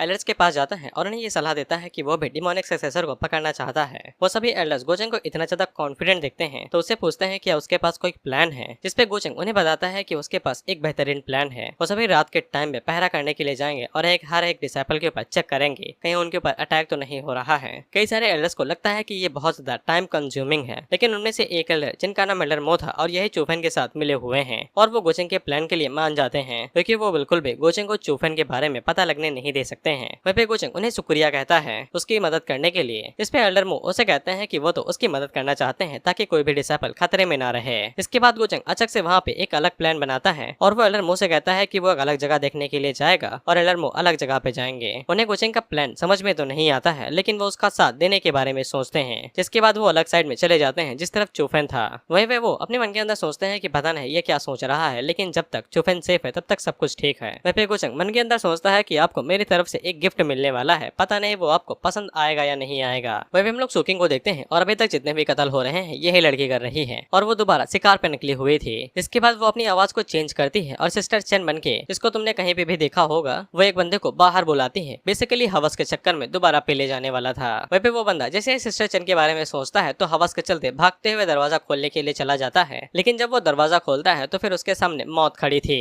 और वो उसे देख के कहता है कि तुम तो सिस्टर चेन नहीं हो। लेकिन तब तक सोकिंग अंदर घुसती है और उसे मार देती है। वहीं पे ट्विन सोल आगे से कहती है कि इसकी शक्ल काफी गंदी है लेकिन टेस्ट एक्स्ट्रा ऑर्डिनरी है। इसके बाद वो उसकी सोल को खा ही रहे थे कि उसी टाइम में मिंग को पता चल जाता है कि एल्डर आ रहे हैं। इसके बाद वो ट्विन सोल को लेके वहाँ से निकलने लगती है, लेकिन तब तक एल्डर वहाँ पे आ जाते हैं जो कि एल्डर मोथ हैं। वहीं पे वो भी एक और डिमोनिक सक्सेसर को देख के काफी ज्यादा हैरान हो जाते हैं और उन्हें ऐसा लगता है कि उन्होंने चूफन को गलत समझ लिया है और वो कंफ्यूज हो जाते हैं कि दोनों में से नकली कौन है। वहीं पे सोकिंग ट्विन सोल से पूछती है कि क्या करना चाहिए तो वो आगे से कहती है कि लड़ाई करो और क्या करोगे, लेकिन एल्डर सोकिंग का हाथ पकड़ते हैं और उसे कहते हैं कि चुप रहो और मेरे पीछे चलो। इससे वो दोनों हैरान होती है कि लड़ाई दंगा कैंसिल करके कहाँ ले जा रहे हो भाई। अब इसके बाद गोचंग वहाँ पे वाइल्ड कार्ड एंट्री मारता है और वो अचानक से आ जाता है ये कहते हुए कि उसे ऐसा लगता है कि डिमोनिक सक्सेसर आस ही पास है। इससे ट्विन सोल काफी ज्यादा हैरान हो जाती है क्योंकि ये सबसे कॉम्प्लिकेटेड सिचुएशन है। उसे ये भी नहीं पता है कि एल्डर क्या चाहता है और गोचंग तो मुसीबत है ही। वहीं पे गोचंग की नजर उस मोटे बंदे के ऊपर पड़ती है और वो कहता है कि इसके ऊपर डिमोनिक सक्सेसर ने अटैक किया है। वहीं पे एल्डर और सोकिंग दोनों एक दूसरे की तरफ देख के मन के अंदर सोचते हैं क्या गोचंग को साइलेंस कर दे या मार के। वहीं पे गोचंग सोकिंग से पूछता है कि तुम यहाँ पे क्या कर रही हो तो वो आगे से कोई जवाब नहीं दे पाती है। वहीं पे एल्डर टेलीपैथी के जरिए उसे कहता है कि कुछ भी मत कहो नहीं तो मैं तुम्हें प्रोटेक्ट नहीं कर पाऊंगा। और वो सोकिंग से पूछते हैं तुम उसे जानती हो, तुम्हारा उसके साथ रिलेशनशिप क्या है। लेकिन वहीं पे गोचंग एल्डर मुझसे कहता है कहीं आपको इसके ऊपर तो शक नहीं है कि ये डिमोनिक सक्सेसर है, ये मेरी मेड है और मैं दिल की कसम खा के कहता हूँ कि कि ये बिल्कुल भी डेमोनिक सक्सेसर नहीं है। वहीं पे सोकिंग झूठ झूठ बोल के काफी ज्यादा थक चुकी थी और वो गोचंग को सच बताने वाली थी, लेकिन एल्डरमो ऐसा नहीं होने देते हैं और वो आगे से झूठ कहने लगते हैं कि उनका सामना डेमोनिक सक्सेसर से हो गया था और वो उसको पकड़वाते उससे पहले ही सोकिंग सामने आ गई और वो सोकिंग को बचाने के लिए इसको यहाँ पे साइड में ले आए और इसी चक्कर में डेमोनिक सक्सेसर भाग गया। जिससे सोकिंग और ट्विंसल दोनों हैरान होते हैं और एल्डर को देख के कहते हैं कि एल्डर वाह भाई, आपको तो पॉलिटिक्स में होना चाहिए, आपकी जबान से तो ओपोजिशन एक झटके में ही ढेर हो जाएगा। वहीं गोचंग अपनी पावर्स को रिलीज करते हुए कहता है, कहीं आपने किंग को इसलिए तो नहीं पकड़ा है क्योंकि आपको लगता है कि वो डिमोनिक सक्सेसर है। तो फिर एल्डर भी अपनी पावर को रिलीज करते हुए कहते हैं कि तुम मुझे बेवकूफ समझते हो, देख के बात करो कि तुम अपने एल्डर से बात कर रहे हो। इसमें गोचंग भी पावर को रिलीज करते हुए कहता है कि ये उसकी सोकिंग की बारी है और भले ही चाहे एल्डर वो है तो भी उसे कोई फर्क नहीं पड़ता है, वो कुछ भी करेगा। इसके बाद वो दोनों ही अपनी पावर्स को रिलीज करके वहाँ पे लड़ाई दंगा करने वाले थे। वहीं सोकिंग की आंखों में आंसू आ जाते हैं कि गोचंग उसकी चिंता करता है। हालांकि ट्विंसल उसे कहती है कि उसने नाटक किया है ताकि तुम्हें वो फंसा सके, वो बस तुम्हारे सामने शो ऑफ कर रहा है। लेकिन सिस्टम तो गोचंग को बताता है कि सोकिंग का दिल दोबारा पिघल गया है। अब इसके बाद एल्डर शांत होते हैं और उसे कहते हैं कि उन्हें पता है कि यहाँ पे सिर्फ एक ही डिमोनिक सक्सेसर है, इसीलिए उन्हें फालतू की बकवास नहीं करनी चाहिए और ये लड़की तुमसे आधी रात मिलने के लिए आई है, जाओ और जाके इसके साथ बात करो। वहीं पे गोचंग एल्डर मुंह से बदतमीजी के लिए माफी मांगता है। वहीं पे वो जाते हुए मन के अंदर सोचता है कि साला चुफन ने मुझे धोखा दिया, वही नकली वाला है। वहीं पे गोचंग मन के अंदर सोचता है कि जाइए जाके उसके पिछवाड़े को अच्छे से छाटिएगा। अब इसके बाद यहाँ पे तुम लोग गोचंग की एक्टिंग देखो। अब इसके बाद सोकिंग जब गोचंग की तरफ अपना हाथ बढ़ाती है तो गोचंग भाई साहब अपना हाथ खींच लेते हैं, यानी कि दिखा रहे हैं कि नाराज हैं। वहीं पे मिंग आगे से कहती है कि वो ये सब कुछ करना नहीं चाहती थी और वो माफी मांगती है। गोचंग उसे कहता है कि एक्सप्लेन नहीं करना चाहती हो कि तुम क्या कर रही थी, मैंने तुम्हारे ऊपर इतना ज्यादा भरोसा किया लेकिन तुम अभी भी मुझसे कई सारी चीजें छुपा रही हो। अब आगे से मिंग इस तरीके से बात करती है कि ऐसा लगता है कि वो यहाँ पे बता देगी कि वह डिमोनिक सक्सेसर है, लेकिन वो गोचंग का काट देती है। ये कहते हुए कि उसे ऑक्शन के अंदर एक मिस्टीरियस जार मिला है जो कि उन 4 टूल्स में से एक है जो कि दुनिया को तबाह करने के बारे में दम रखते हैं और वो यही बात गोचंग को नहीं बता पाई थी और ये वही चीज गोचंग से छुपा के रख रही है। गोचंग उसे कहता है 7 टूल्स ऑफ वर्ल्ड डोमिनेशन, तुमने मुझे इस बारे में पहले क्यों नहीं बताया। जिसपे सोकिंग आगे से कहती है कि वो बताना चाहती थी लेकिन गोचंग बात को काट देता है और उसे कहता है कोई बात नहीं है और उसे कहता है कि वो इस बारे में ज्यादा तो नहीं सोचेगा, लेकिन वो उसे एक चीज बता देता है कि ये चीज बार बार होती जा रही है और उसे पता नहीं कि आगे ये कितनी बार होगी। एक आदमी का सब्र काफी ज्यादा कम होता है और उसे ये भी नहीं पता है कि सोकिंग उसे क्या क्या छुपा रही है, इसीलिए सोकिंग को वो सब कुछ करना चाहिए जिसके अंदर उसकी नॉलेज हो और वो उस दायरे के अंदर हो। वहीं पे गोचंग को काफी अच्छे से पता था कि सोकिंग अब अंधेरे में भी रहती है तो फिर उसे ज्यादा चिंता नहीं होगी, वो बस क्या करती है और क्या कर रही है और कहाँ पे है ये बस जानना है, लेकिन बहुत जल्दी एल्डरमो उसे कॉन्टेक्ट करेंगे ही। और वो चुफन के बारे में सोचते हुए कहता है कि मरने से पहले चलो तुम मेरे थोड़े से काम आ ही जाओगे। अब इसके बाद हमें दिखाया जाता है सुबह के टाइम पे उस मोटे बंदे की लाश ले जा रही थी जो कि दोबारा हवस के चक्कर में पीला गया था। और वहीं पे चुफन का तो मुंह बनने लगा था और वो रोने जैसी शक्ल बना लेता है क्योंकि इसका इल्जाम भी उसके ऊपर आने वाला था। एक बंदा उसे कहता है कि चिंता ना करो, जिन लोगों ने ये सब कुछ किया है उन्हें वो लोग जल्द ही पकड़ लेंगे, वो लोग यहाँ से बच के भाग नहीं सकते हैं, इसलिए रोना बंद कर दो। जिसपे चुफन आंसू बहाते हुए कहता है कि कौन रो रहा है। अब इसके बाद हम लोग वैंग और चूचू को देखते हैं और वैंग दोबारा चूचू का दिमाग खा रही थी और उसे कहती है कि हम लोग अब अगर चाहें तो मौके का फायदा उठा के डिमोनिक सक्सेसर के बारे में पता लगा सकते हैं, लेकिन चूचू का सारा ध्यान गोचंग की दी हुई टेम्पलेट के ऊपर है। वह वैंग उसे कहती है कि तुम्हें सुनाई दे रहा है, मैं तुमसे बात कर रही हूँ, तुम कब से बेवकूफों की तरह उस टोकन के घूरे जा रही हो, क्या उसके ऊपर गोचंग की महक है। इससे चूचू को गुस्सा तो आता है लेकिन वो भागने की जगह पे जवाब देते हुए कहते हैं कि तुम कब से डिमोनिक सक्सेसर के अंदर इंटरेस्ट लेने लगी, शायद से तुम्हारे पास काम करने को कोई काम नहीं है। अब वैंग आगे से स्पीच देते हुए कहती है कि वो बोर नहीं हुई है, वो डिमोनिक सक्सेसर को पकड़ना चाहती है ताकि वो दुनिया के अंदर जस्टिस और शांति ला सके। इस पे चूचू उसे कहती है कि जाओ जाके इंसाफ लेके आओ, मैं नहीं जा रही, मुझे अच्छे से पता है कि मैं कुछ भी कर नहीं पाऊंगी। जिस पे वैंग उसे कहती है कि तुम काफी ज्यादा बदल चुकी हो, तुम पहले वाले चूचू नहीं रहे जिसे मैं जानती थी, यहाँ तक कि तुम टेंपल जाना भी छोड़ दी हो और यहाँ तक कि तुम कॉम्बैक्ट भी छोड़ दी हो। इसको काफी बड़ा डिजास्टर समझा जाता था, यहाँ तक कि जब भी डिमोनिक सक्सेसर का लेना देना आता था तुम काफी ज्यादा पजेसिव हो जाती थी, लेकिन अब तो तुमने वो भी छोड़ दिया है। अब मुझसे ये मत कहना कि साला तुम्हें गोचंग से प्यार व्यार हो गया है और तुम अपने सभी जिम्मेदारियां और ड्यूटीज भूल के उसके पीछे पड़ गई हो, कहे तुम दोनों ने डेटिंग वेटिंग तो नहीं शुरू कर दी। इस पे चूचू उसे पूछती है डेटिंग का क्या मतलब है। अब वैंग उसे यहाँ पे डेटिंग का मतलब 21+ तरीके से समझाती है। मैं कुछ नहीं कहूंगा, बस तुम इसके हाथों का रिएक्शन देखो। सबसे पहले वो अपने हाथों से ताली बजाती है तो बेशक इस तरीके की आवाज आती है, अरे अरे अरे। इसके बाद वो इस तरीके का हैंड साइन बनाती है जैसे चूचू हैरान होती है। अब इसे चूचू हद से ज्यादा हैरान हो जाती है और डायरेक्ट हमला कर देती है। और अगर तुम्हें अभी भी कुछ समझ में नहीं आया है तो फिर तुम्हारी उम्र काफी ज्यादा छोटी है, तुम मेरी वीडियो देखना बंद कर दो, मैं तुम्हें बर्बाद कर दूंगा।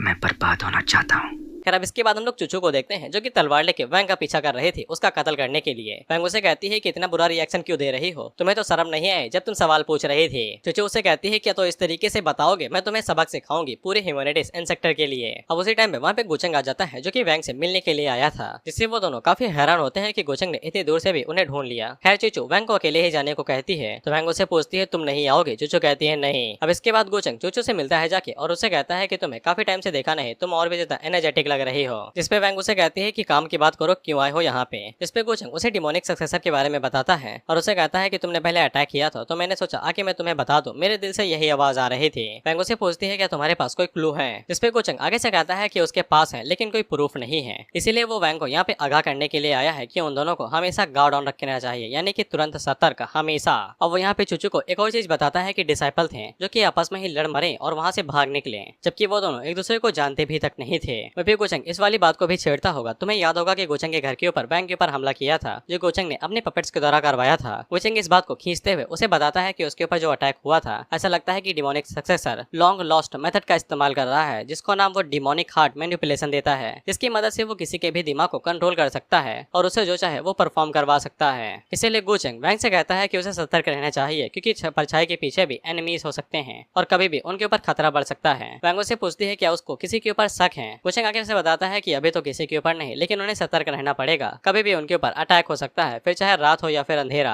वहीं पे वैंग के मन के अंदर लड्डू फूटने लगते हैं क्योंकि गुचंग एक तो इतनी दूर से उसे यहाँ पे ये बताने के लिए आया और ऊपर से उसे सतर्क रहने के लिए भी कह रहा है और उसे ऐसा लगता है कि गुचंग उसकी सच में चिंता करने लगा है। वहीं पे वैंग गुचंग से कहती है कि वो इतनी दूर तक आया है, उन्हें ज्वाइन क्यों नहीं करता है, चूचू भी यहाँ पे है। लेकिन गुचंग आगे से साफ मना कर देता है, बेसिकली वो चूचू से मिलना नहीं चाहता था। वहीं पे हम लोग चूचू को देखते हैं जो कि उन सभी की बातें सुन रही थी और उसे गुचंग के ऊपर काफी ज्यादा गुस्सा आता है कि वो इतनी दूर यहाँ पे वैंग से मिलने के लिए आया और ये जानते हुए भी कि चूचू यहाँ पे है उसे मिलना नहीं चाहता है। और मैं उम्मीद करता हूँ कि तुम चूचू के हालात समझ रहे होगे। अब इसके बाद हम लोग वोया को देखते हैं जो कि पता नहीं हिस्ट्री की किताब पढ़ रहा था ये जानने के लिए कि उसके साथ क्या हुआ था और डिस्ट्रक्शन के ऑर्डर पे क्या हो चुका था। खैर इसे हिस्ट्री से ज्यादा कुछ पता तो नहीं चलता है, बस इतना ही पता चलता है इपोक जिस इलाके या फिर एरा में ये रहता था वो समय के साथ ही तबाह हो गया, उसको फॉरबिडन इपोक कहा जाता है। जिसके बाद वो अपने मन के अंदर सोचता है टियान जो रिकार्नेट हो चुका है, उनकी लिटिल सिस्टर यानी कि जियान रिकार्नेट हो चुकी है, तो फिर उसके मास्टर और दूसरे जूनियर सिस्टर को भी रिकार्नेट हो जाना चाहिए। और वो आगे से कहता है कि वो उन्हें ढूंढ के ही रहेगा। तभी उसे बाहर से काफी ज्यादा जोरों की आवाज आती है। हम लोग देखते हैं कि वो लोग जिस इलाके के अंदर रहते थे वहाँ पे किसी ने अटैक किया था जो कि और को नहीं गुचंग भाई साहब थे और वो टियानजुन से कहते हैं बाहर आओ ताकि मैं तुम्हें मार सकूं। अब इसके बाद टियानजुन बाहर निकलता है जो कि गुचंग से कहता है क्या कर रहे हो भाई, हमारा आपस में कोई भी लड़ाई दंगा नहीं है तो फिर तुम मेरे आदमियों के ऊपर अटैक क्यों कर रहे हो। इस पे गुचंग उसे कहता है कि कोई लड़ाई दंगा नहीं है, तुम्हारे दिमाग में कीड़े घुस गए हैं, क्या तुम भूल गए हो कि मैंने शुरुआत में ही तुमसे क्या कहा था। अब इसके बाद हम लोग देखते हैं कि गुचंग की टियानजुन के साथ लड़ाई होने वाली थी तो फिर ये लोग कैसे मिस कर सकते थे। साथ ही में यहाँ पे फिनिक्स लेडी और इंग्यो का बड़ा भाई जिसका नाम प्रिंस सेन है वो सभी भी लोग ये लड़ाई देखने के लिए आ रहे थे। अब इसके बाद हम लोग जियान को देखते हैं जो कि अपने तोते से पूछते हैं कि गुचंग किसी को बुली कर रहा है, तो फिर उसका तोता बताता है। जियान उसकी बात को ट्रांसलेट करके कहती है कि वो टियानजुन को बुली कर रहा है। इसके बाद वो रामेन खाते हुए कहती है कि उसने तो कहा था कि वो मुझे बिल्कुल भी चिंता नहीं करता है, तो फिर इसका क्या मतलब हुआ। और वो अपने मन के अंदर सोचती है कि कहीं वो ये तो नहीं चाहता है कि मैं उसे हमेशा फॉलो करती रहूं, आखिर यहाँ पे चल क्या रहा है। इसके रिएक्शन अलग ही रहते हैं। अब इसके बाद प्रिंसन फिनिक्स लेडी से कहता है क्या तुम्हें भी लड़ाई दंगा देखने में मजा आता है। जिसपे फिनिक्स लेडी आगे से कह देते हैं कि तुम भी तो यहाँ पे गुचंग की ताकत को मापने के लिए ही आए हो। वह फिर टियानजुन गुचंग से कहता है क्या तुम इस अकेडमी की ओवरलॉर्ड हो कि हम तुम्हें जो कुछ भी बताएंगे वो तुमसे पूछेंगे। ये बात काफी ज्यादा नॉर्मल है कि आदमियों की नजर एक औरत के ऊपर होती ही है। एक जेंटलमैन हमेशा किसी भी खूबसूरत लड़की का पीछा कर सकता है, इसीलिए अगर वो जियान के पीछे जाता है तो इसमें क्या ही बुराई है। गुचंग को इससे क्या फर्क पड़ता है, वो अपने काम से काम रखे। जिसपे गुचंग आगे से कहता है कि बेशक एक जेंटलमैन किसी भी ब्यूटी के पीछे जा सकता है लेकिन तुम नहीं, सारे तुम वर्दी नहीं हो। जिसपे चूफन को काफी गुस्सा आता है और वो आगे से कहता है कि मैं तुम्हें इज्जत दे रहा हूँ, इसका मतलब ये नहीं है कि तुम कुछ भी कर लोगे। वहीं पे कुछ लोग बात कर रहे थे कि गुचंग शुरुआत से ही टियानजुन के ऊपर गुस्सा है क्योंकि उसने गेट के बाहर जियान के ऊपर उंगली करने की कोशिश की थी। जिसपे एक बंदा कहता है कि उसे अपनी छोटी बहन की काफी ज्यादा चिंता है। वहीं पे सन फिनिक्स लेडी से पूछता है कि ये इतना ज्यादा फ्रीक क्यों हो रहा है। अगर इसे अपनी छोटी बहन की इतनी ही ज्यादा चिंता है तो फिर उसने पहले उसकी डॉबोन को क्यों निकाल लिया था जब वो दोनों छोटे थे, और उसने जब हड्डियों को वापस किया तो फिर जरूर इसके पीछे कोई बुरे हालात होंगे, नहीं तो वो बिल्कुल भी डॉबोन को वापस ना करता है। फिर फिनिक्स लेडी आगे से कहती है कि ऐसा भी तो हो सकता है कि वो अपनी बहन का नाम इस्तेमाल कर रहा है सिर्फ बदले के लिए, बल्कि वो असल में यहाँ पे टियानजुन को नीचे यानी सप्रेस करने के लिए आया है। जिसपे सन आगे से कहता है कि किसे क्या पता, बस इतना जान लो कि वो कोई अच्छा इंसान नहीं है, जितनी ज्यादा दूरी उसे बनाए रखोगे उतना ज्यादा फायदे में रहोगे। अब इसके बाद गुचंग वहाँ पे वर्ड की पावर इस्तेमाल करते हुए टियानजुन से कहता है कि मैंने तुम्हें पहले ही बता बताया था कि तुम इज्जत से खुद को बचा नहीं पाओगे, क्या तुम्हें बात समझ में नहीं आती है। वह फिर टियानजुन हैरान होता है इस तरीके से टेलीपोर्ट होता हुआ देख के। इसके बाद गोचंग उसके ऊपर एक साइड किक मारता है और वो उड़ते हुए दूर जाके गिरता है, लेकिन टियानजुन खुद को संभालता है, जिसके बाद वो अपनी पावर्स की मदद से वहाँ पे एनर्जी की बॉल्स बनाता है और गोचंग के ऊपर अटैक करता है। लेकिन गोचंग काफी जल्दी के साथ उन सभी को डॉज करते हुए दोबारा उसके ऊपर अटैक करने के लिए आगे बढ़ता है, जिसके बाद वहाँ पे वो दोनों इसी तरीके से फाइट करते रहते हैं। वहाँ पे वो दोनों अपनी ताकत की मदद से बराबर की टक्कर दे रहे थे। इसके बाद गोचंग वहाँ पे अपनी डिवाइन शॉट्स का इस्तेमाल करता है और उन्हें टियानजुन के ऊपर अटैक करने के लिए आगे पहुंचता है, लेकिन टियानजुन उससे पहले अपने किलर मूव का इस्तेमाल करता है जो कि उसकी पर्पल की थी। बेसिकली वो उसकी केओस बोन थी, जो उसके पावरफुल अटैक्स में से एक थी, जिसे गोचंग की जो स्पिरिचुअल शॉट थी जब वो उसे टकराती हैं तो फिर उसे कुछ भी नहीं होता है और वो छू के इधर उधर चली जाती हैं और वो हंसते हुए कहता है कि मैं तुम्हारा मुकाबला बड़ी आसानी के साथ कर सकता हूँ, मैं जियान तिन की तरह कमजोर नहीं हूँ। लेकिन उसी टाइम पे सभी लोग कहते हैं कि ऊपर देखो, तो ऊपर हम लोग देखते हैं कि उसके जो शॉट्स थी वो ऊपर जाने लगती हैं और वहाँ पे एक पावरफुल विजन बन जाता है जो कि धीरे धीरे करके एक पावरफुल ड्रैगन की शेप ले रहा था। ये देख के टियानजुन काफी ज्यादा घबरा जाता है और गोचंग से कहता है कि तुम सेक्रेट रियलम पे नहीं हो। गोचंग उसे कहता है कि मैं तुम्हें बताना भूल गया कि तुम मेरे सामने जियानचन से अलग नहीं हो। इसके बाद गोचंग अपने ड्रैगन को ऑर्डर देता है कि हमला करो, तो फिर आसमान से वो बहुत बड़ा पावरफुल ड्रैगन नीचे की तरफ एक बीम को छोड़ने वाला था। टियानजुन जल्दी से पर्पल की से कहता है कि फुल बॉडी प्रोटेक्शन का इस्तेमाल करो, जिसके बाद हम लोग देखते हैं कि वो ड्रैगन अपनी बीम को छोड़ता है तो टियानजुन उससे टकराता है और सीधा जमीन में जा घुसता है, जिससे वो नीचे की जगह डिस्ट्रॉय हो जाती है। उसी टाइम पे सिस्टम गोचंग को बताता है कि दाओ फ्रूट पूरी तरीके से कॉपी हो चुका है। बीम की वजह से टियानजुन की हालत खराब हो गई थी, लेकिन वो अभी तक मरा नहीं था। वहीं पे गोचंग उसकी तरफ आगे बढ़ते हुए कहता है कि कचड़ा हमेशा कचड़ा ही रहेगा, इससे क्या फर्क पड़ता है कि तुम्हारे पास कैसी फिजिक और कैसी बोन्स हैं। लेकिन गोचंग आगे कुछ करता कि उससे पहले ही वहाँ पे वूया आ जाता है, जो कि गोचंग से कहता है कि उन दोनों का आपस में कोई भी लेना देना नहीं है और ना ही उसने बिल्कुल जियान के खिलाफ कुछ उल्टा सीधा काम किया है, उन दोनों को यहाँ से निकल जाना चाहिए। गोचंग उसे देखता है और उसे कहता है कि आप पिटना चाहते हो, लेकिन गोचंग अचानक से पीछे मुड़ जाता है और उनसे कहता है कि ये आखिरी सबक होगा, इसके बाद मैं तुम दोनों को ही मार दूंगा अगर दोबारा कुछ उल्टा सीधा करते हो। अब इसके बाद वो दोनों आपस में बातें करने लगते हैं कि हम लोग क्या करेंगे। गोचंग बहुत ज्यादा इविल और कमीना है और हमारे जूनियर सिस्टर यानी जियान काफी ज्यादा इनोसेंट, और मैंने फोर सिंह आई से देखा है कि वो उसके जाल के अंदर फंस जाएगी। हालांकि वो या उसे कहता है कि ये मामला जज्बाती होने का नहीं है, तुमने देखा ही है कि गोचंग कितना ज्यादा डरावना है, वो डिमोनिक सक्सेसर से भी ज्यादा डरावना है। लेकिन टियानजुन को काफी ज्यादा चिंता हो रही थी, इस पे वो या उसे कहती है कि हम लोग कुछ भी नहीं कर सकते हैं, हमें अभी नहीं पता है कि गोचंग क्या करने वाला है और उसकी जो इवलनेस है वो अभी अच्छाई के पास चादर तले दबी हुई है। अब इसे टियानजुन की सांसें अटकने लगती है, क्या वो लोग जियान को ऐसे ही छोड़ने वाले हैं। तो भैया उसे बताता है कि उसने अभी हाल ही में पुरानी किताबों से डिस्कवर किया है कि अगर वो लोग लेक ऑफ रिकार्नेशन का हल्का सा भी पानी जियान को दे देते हैं तो वो अपनी पास्ट लाइफ की मेमोरीज को रिकवर कर लेंगे, जिससे चीजें और भी ज्यादा आसान हो जाएंगी। जिसके बाद उन्हें गोचंग से भी लड़ाई करनी नहीं पड़ेगी और वो लोग जियान को भी अपने पास ले आएंगे। इसीलिए वो या वहाँ से वो पानी लेने के लिए चला जाता है। अब इसके बाद हम लोग जियान को देखते हैं जो कि गोचंग को जाते हुए देख रही थी और वो मुस्कुराते हुए सोचती है कि गोचंग ने ये सब कुछ उसके लिए किया है और वो गोचंग से दोबारा इंप्रेस हो जाती है। वहीं पे हम लोग गोचंग को देखते हैं और हमें तो पता ही है ये साला अपने फायदे के अलावा किसी के लिए कुछ भी नहीं करता है। और तुमने देखा होगा कि सिस्टम ने इसे नोटिफिकेशन दिया था कि इसने डॉ फ्रूट को कॉपी कर लिया है, तो वो डॉ फ्रूट असल में उसके केओस पर्पल की थी टियानजुन की। अब गोचंग उसे इस्तेमाल कर सकता है, भले ही ये क्लोन है लेकिन कम शक्तिशाली नहीं है। अब इसके बाद अगले दिन से वहाँ पे एकेडमी का ट्रायल शुरू हो जाता है और गोचंग की मुलाकात लैन और उसके छोटे बहन सावी से होती है, जहाँ पे उन दोनों को एकेडमी की तरफ से अच्छा ट्रीट किया जा रहा था और इन्हें रिसोर्स भी मिल रहे थे। इनकी कल्टीवेशन भी काफी ज्यादा अच्छी हो रही थी। वहीं पे लैन इन सभी चीजों का शुक्रगुजार अपनी छोटी बहन को मानता है। तो गोचंग वहाँ से चला जाता है ये कहते हुए कि हर किसी का नसीब वो अपने साथ लेके आते हैं, उसमें किसी की मदद नहीं रहती है। वहीं पे सुकिंग की नजर सावी की बॉडी के ऊपर पड़ती है, तुम्हें तो पता ही होगा उसके पास स्पेशल बॉडी है। अब इसके बाद वहाँ पे एक और पावरफुल कैरेक्टर आता है जिसका नाम नहीं बताया जाता, टाइटल बताया जाता है he is king with 6 crown. ये है टाइटल। पहले यहाँ पे ये बात चलती थी कि टियानजुन नंबर 1 है, लेकिन गोचंग से हारने के बाद अब यहाँ पे किंग विथ 6 क्राउन आ चुका है और वो लोग सोचते हैं कि पता नहीं दोनों में से कौन बेहतर होगा। वहीं पे किंग विथ 6 क्राउन गोचंग की तरफ देखता है उसे शिकार की तरह।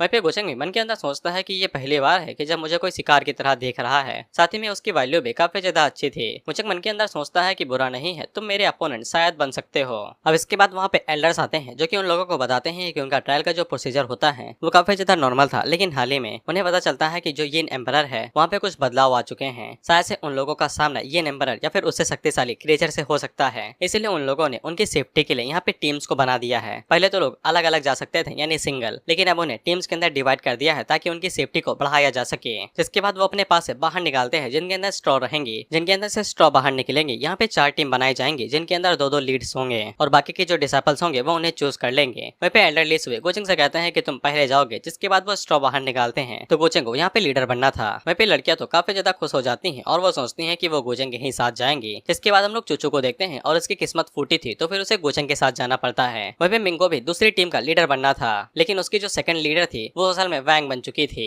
जो कि उसके साथ चमी होने की कोशिश करती है और उसके कंधे के ऊपर हाथ रख के कहती है कि तुम्हें चिंता करने की जरूरत नहीं है, तुम्हारी किस्मत में गोचंग नहीं लिखा था, लेकिन मैं तुम्हारा ख्याल रखूंगी। कहीं तुम्हें चिंता तो नहीं हो रही कि चोचो तुम्हारे पति को चुरा लेगी। लेकिन मिंग उसके कंधे से अपने हाथ को हटा देती है और उसे कहती है कि मुझे चोचो की सेफ्टी हो रही है, आखिरकार मेरे पति को कोई परेशानी नहीं होती। जिसपे वैंग उसे कहती है कि तुम्हें भी पता है कि तुम्हारा पति अच्छा इंसान नहीं है। वहीं पे हम 3 जोकर्स को एक साथ देखते हैं और ये तीनों ही एक ही टीम में थे। वहीं पे किंग विद 6 क्राउन को काफी ज्यादा परेशानी थी क्योंकि वो लूजर्स के साथ टीम अप हो गया है। वहीं पे चूफेन मन के अंदर सोचता है कि यहाँ पे दुश्मन का दुश्मन दोस्त होता है, अब मैं टियानजुन के साथ दोस्ती कर सकता हूँ। वहीं पे एल्डर आगे से कहते हैं कि जो सबसे स्ट्रॉन्गेस्ट डिसाइपल होगा यानी कि गोचंग, उसे ही सबसे ज्यादा काम दिया जाएगा और वही बाकी सभी टीम्स को लीड करेगा। जिसके बाद वो जियान से कहते हैं कि तुम अच्छे से काम करना। जिसमें जियान आगे से कहती है कि मुझे क्यों लीड करने का काम दिया जा रहा है भाई, मैं तो खुद ही एक डिसाइपल हूँ। अब उसे भी टीम लीडर बना दिया गया था, लेकिन कोई भी उसकी टीम के अंदर जाना नहीं चाहता था। यहाँ तक कि लोग कहते हैं कि मुझे तो फीलिंग आ रही है अगर हम इसके साथ जाएंगे तो पक्का मारे जाएंगे। जिसपे जियान सोचती है कि साला मैं इतना भी कमजोर नहीं हूँ। अब इसके बाद वहाँ पे पोर्टल को खोल दिया जाता है, जिसके बाद हमें vermilion bird empire conquest team को दिखाया जाता है, जो कि गोचंग की टीम होती है। और वो चूचे की तरफ देखते हुए सोचता है कि पिछली बार वैंग की मदद से मुझे जेडियन मिला था और इस बार मुझे इस औरत के ऊपर भरोसा करना पड़ेगा।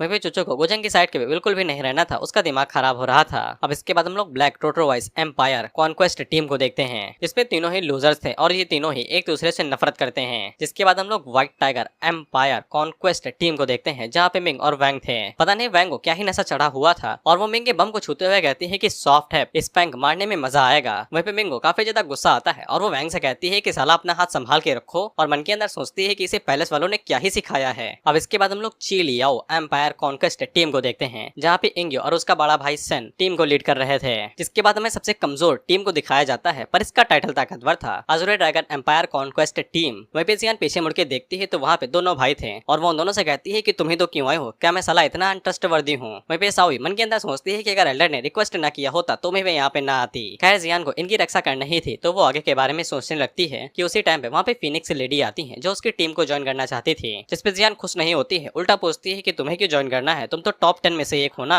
अब इसके बाद हम लोग देखते हैं कि एल्डरली गोचंग के पास आते हैं, जो कि रिक्वेस्ट करना चाहते थे कि साओई की रक्षा करना। इस पे गोचंग आगे से कहता है कि चिंता न करिए, मैं उनका ध्यान रखूंगा। अब इसके बाद एल्डर वहाँ पे पोर्टल से सबको वहाँ पे भेजने लगते हैं और कहते हैं कि अपना अपना ध्यान रखना। अब इसके बाद हम लोग गोचंग और सुकिंग को देखते हैं और उनकी बातों से हमें पता चलता है कि इन लोगों का पहला एम तो वर्मिलियन बर्ड एम्पायर जाना है, क्योंकि ये लोग वहीं पे रुकने वाले हैं और वहीं से अपने एकेडमी के मिशन को पूरा करेंगे, टीम को लीड करेंगे। जिसके बाद इन लोगों का दूसरा मिनस यहाँ पे the 7 tools of world domination को ढूंढना है। जिसपे सुकिंग आगे से बताती है कि वो दोनों जो भाई बहन है उनमें से शायद से बड़े भाई के पास उनमें से एक वेपन होना चाहिए, और वो गोचंग से पूछती है क्या मुझे उसके पीछे जाना चाहिए, लेकिन गोचंग उसे मना कर देता है और कहता है कि वो खुद ही मुझे वो वेपन आके देगा, हम लोग ऐसे ही सिचुएशन खड़ी कर देंगे। अब इसके बाद हम लोग चोचो को देखते हैं, जो कल्टीवेट कर रही थी, तो फिर उसे जबरदस्ती के फ्लैशबैक्स आ रहे थे और उसका ध्यान इतना ज्यादा भटक जाता है कि वो सही से कल्टीवेट नहीं कर पा रहे थे। साथ ही में उसे मिंग और गोचंग के ख्याल याद आ रहे थे। गोचंग मिंग को कितनी अच्छी तरीके से ट्रीट करता है और उसे कितनी बुरी तरीके से, और इसी चक्कर में उसका ध्यान भटक जाता है और वो काफी ज्यादा घायल हो जाती है। वहीं पे गोचंग अचानक से टपक पड़ता है और कहता है कि जब कल्टीवेट कर रही हो तो फिर मुझे गालियां क्यों दे रही हो। इस पे चुचू पूछती है यहाँ पे क्या लेने के लिए आए हो, जिसपे गोचंग साफ बताता है कि वो यहाँ पे थोड़ी सी मदद के लिए आया है, ताकि उसे पता चल सके कि यहाँ के मेन सोर्स क्या है, जो कि इंटरनल ओवरकास्ट के ऊपर सब बाधा खड़ी कर रहा है। जिसपे चुचू साफ मना कर देती है, तो गोचंग उसे कहता है कि तुम मेरी मदद पहले ही कर रही हो, मेरी आइडेंटिटी के बारे में ना बता के और चुप रह के। और गोचंग उसे कहता है कि तुमने अभी तक कितने लोगों को मारा है इनडायरेक्टली अपनी चॉइस के चलते, तुम्हें इतना ज्यादा सुकून क्यों मिल रहा है रिस्पॉन्सिबल और राइटियस बन के। तुम्हें अच्छे से पता है कि मैं ही कल्प्रिट हूँ, लेकिन इसके बावजूद तुम ये सब कुछ देख रही हो और अपनी आंखें फेरे ले रही हो। क्या तुम सच में मॉर्टल पैलेस के लिए वर्दी भी हो? इसके लिए गोचंग यहाँ पे चोचो को तोड़ रहा है कि अब तो यकीन कर लो कि तुम मेरे साथ मिल चुकी हो, अब तुम्हें ह्यूमैनिटीज पैलेस के सक्सेसर बनने का नाटक छोड़ देना चाहिए। चोचो भी फंसने लगती है और उसे लगता है कि गोचंग यहाँ पे थस में थोड़ा सा अच्छा है, क्योंकि वह यहाँ पे ओवरकास्ट क्राइसिस यानी कि समस्या को खत्म करना चाहता है, जिससे कुछ लोगों की जानें जा सकती हैं। इसीलिए चोचो मदद करने के लिए मान जाती है, लेकिन उसकी एक शर्त थी। गोचंग पूछता है क्या है, तो चोचो बताती है कि तुम्हें फ्यूचर में मुझे अच्छे से ट्रीट करना पड़ेगा, लेकिन गोचंग उसे नीचे फेंक देता है और कहता है कि वो ऐसा बिल्कुल भी नहीं करेगा। जिसपे चोचो उसे पूछती है कि मुझे इस तरीके से बेइज्जत करने में तुम्हें क्या मजा मिलता है, लेकिन गोचंग जवाब तो नहीं देता है, लेकिन उसे किस जरूर कर लेता है। अब इसके बाद ये दोनों दोबारा मचाते हैं। अब देखो मैं ये चीज बोलना तो नहीं चाहता हूँ, लेकिन एक बार बोले देता हूँ, क्योंकि क्योंकि मेरा मन नहीं मान रहा है। किसी के साथ जबरदस्ती करने से वो तुम्हारे प्यार में नहीं पड़ेगा, बल्कि ये तुम्हें अपराधी बना देगा। इसीलिए फैंटेसी को फैंटेसी में ही रहने दो और असल जिंदगी को असल जिंदगी रखो। जो लोग न्यूज देखते हैं उन्हें पता होगा कि मैं किस बारे में बात करना चाहता हूँ। अब इसके बाद हमें वर्मिलियन बर्ड इंपीरियल सिटी दिखाई जाती है, जहाँ पे गोचंग और बाकी लोग रुकने वाले हैं और ये लोग भी उसी क्राइसिस की वजह से परेशान थे जिसको गोचंग खत्म करना चाहता है। हालांकि ये लोग आगे से बताते हैं कि इमॉर्टल एकेडमी से उनके डिसाइपल और कुछ पावरफुल लोग आ रहे हैं और वो लोग उनकी मदद कर जाएंगे और वो लोग यहाँ पे काफी अच्छे से बचाए जा सकते हैं। जिसपे लीडर आगे से कहता है कि ये उनके लिए एक छोटे से ट्रायल की तरह है। हमारी जिंदगी इससे कोई भी नाता नहीं रखती है। अगर वो किसी बड़े खतरे से सामना कर लेते हैं तो वो जब चाहे तब जा सकते हैं, लेकिन हम इस जगह को छोड़ के नहीं जा सकते हैं और शायद से यही हमारे वर्मिलियन बर्ड एम्पायर का अंत हो सकता है। साथ ही में इनका एक बेटा था जिसका नाम हाउ है और वो लोग उसे अपने पैलेस के अंदर नहीं पालते हैं, किसी और जगह पे रखा हुआ है और इसीलिए मैजेस्टी को काफी ज्यादा खुशी होती है कि उनका बेटा यहाँ पे नहीं मरेगा। लेकिन उसी टाइम पे एक सर्वेंट भागते हुए आता है जो कि बताता है कि उनका थर्ड प्रिंस यानी कि हाउ वापस आ चुका है। इसके बाद हम लोग हाउ को देखते हैं जो कि अपनी एक जूनियर ब्रदर और जूनियर सिस्टर के साथ आता है। वहीं पे उसका जूनियर ब्रदर जिसका नाम वैंग साओ था वो आगे से कहता है कितनी घटिया जगह है, मुझे नहीं लगता है कि यहाँ पे कोई सेक्रेट एम्परर रियलम का बंदा भी होगा। वहीं पे उसकी जो जूनियर सिस्टर थी उसका नाम किंग जुआन था। ये देखने में तुम्हें किंगसू की तरह लग सकती है क्योंकि दोनों जुड़वा बहने हैं। आगे इनकी स्टोरी जान लेना। अब हाउ वैंग साओ के सवाल का काफी अच्छे से जवाब देता है, ये कहते हुए कि एक लड़का अपनी मदर को कभी नहीं छोड़ता भले ही वो बदसूरत हो। एक डॉग कभी भी अपने मालिक को नहीं छोड़ता है भले ही वो पुअर हो। इसी तरीके से किसी को भी अपनी जड़ें यानी घर को नहीं भूलना चाहिए। मुझे यहीं से तुम्हारे सेक्टर में भेजा गया था और अगर यहाँ पे कुछ भी होता है तो फिर मैं पक्का वापस आऊंगा ये चेक करने के लिए कि क्या चल रहा है। लेकिन वैंग साओ को अभी भी यकीन नहीं हो रहा था कि ये जगह हाउ जैसे बंदे को जन्म दे सकती है जो कि इतना ज्यादा पावरफुल हो। जिसपे हाउ आगे से बताता है कि मैंने तुम्हें पहले ही बताया था कि मेरी फैमिली इतनी ज्यादा ताकतवर नहीं होगी, लेकिन इसके बावजूद मैं काफी ज्यादा शुक्रगुजार हूँ कि मैं यहाँ पे पैदा हुआ। मेरे फादर ने मुझे जो भी कल्टीवेशन रिसोर्स हो सकते थे वो सभी दिए और जब उनकी ट्रेजरी यानी कि खदान खाली हो गई तब मुझे इस जगह को छोड़ के जाना पड़ा। इस पे वैंग साओ आगे से कहता है कि आपने ये कहानी कभी सुनाई नहीं। खैर अब इसके बाद वहाँ पे हाउ के फादर आ जाते हैं तो हाउ वैंग साओ से कहता है कोई सीन क्रिएट मत करना, जब मेरे बाप से मिलना शांत ही रहना। अब इसके बाद हाउ आगे बढ़ता है और अपने बाप को पूरी तरीके से इज्जत देता है। वहीं पे हाउ को नौटंकी करता हुआ देख के वैंग साओ आगे से कहता है कि इतने क्या नौटंकी करने की जरूरत है, बस कुछ मॉर्टल्स का एम्परर ही तो है। इस पे किंग जुआन उसे कहती है कि ब्रदर हाउ तुम्हें सुन सकता है, थोड़ा सा जबान पे लगाम दो।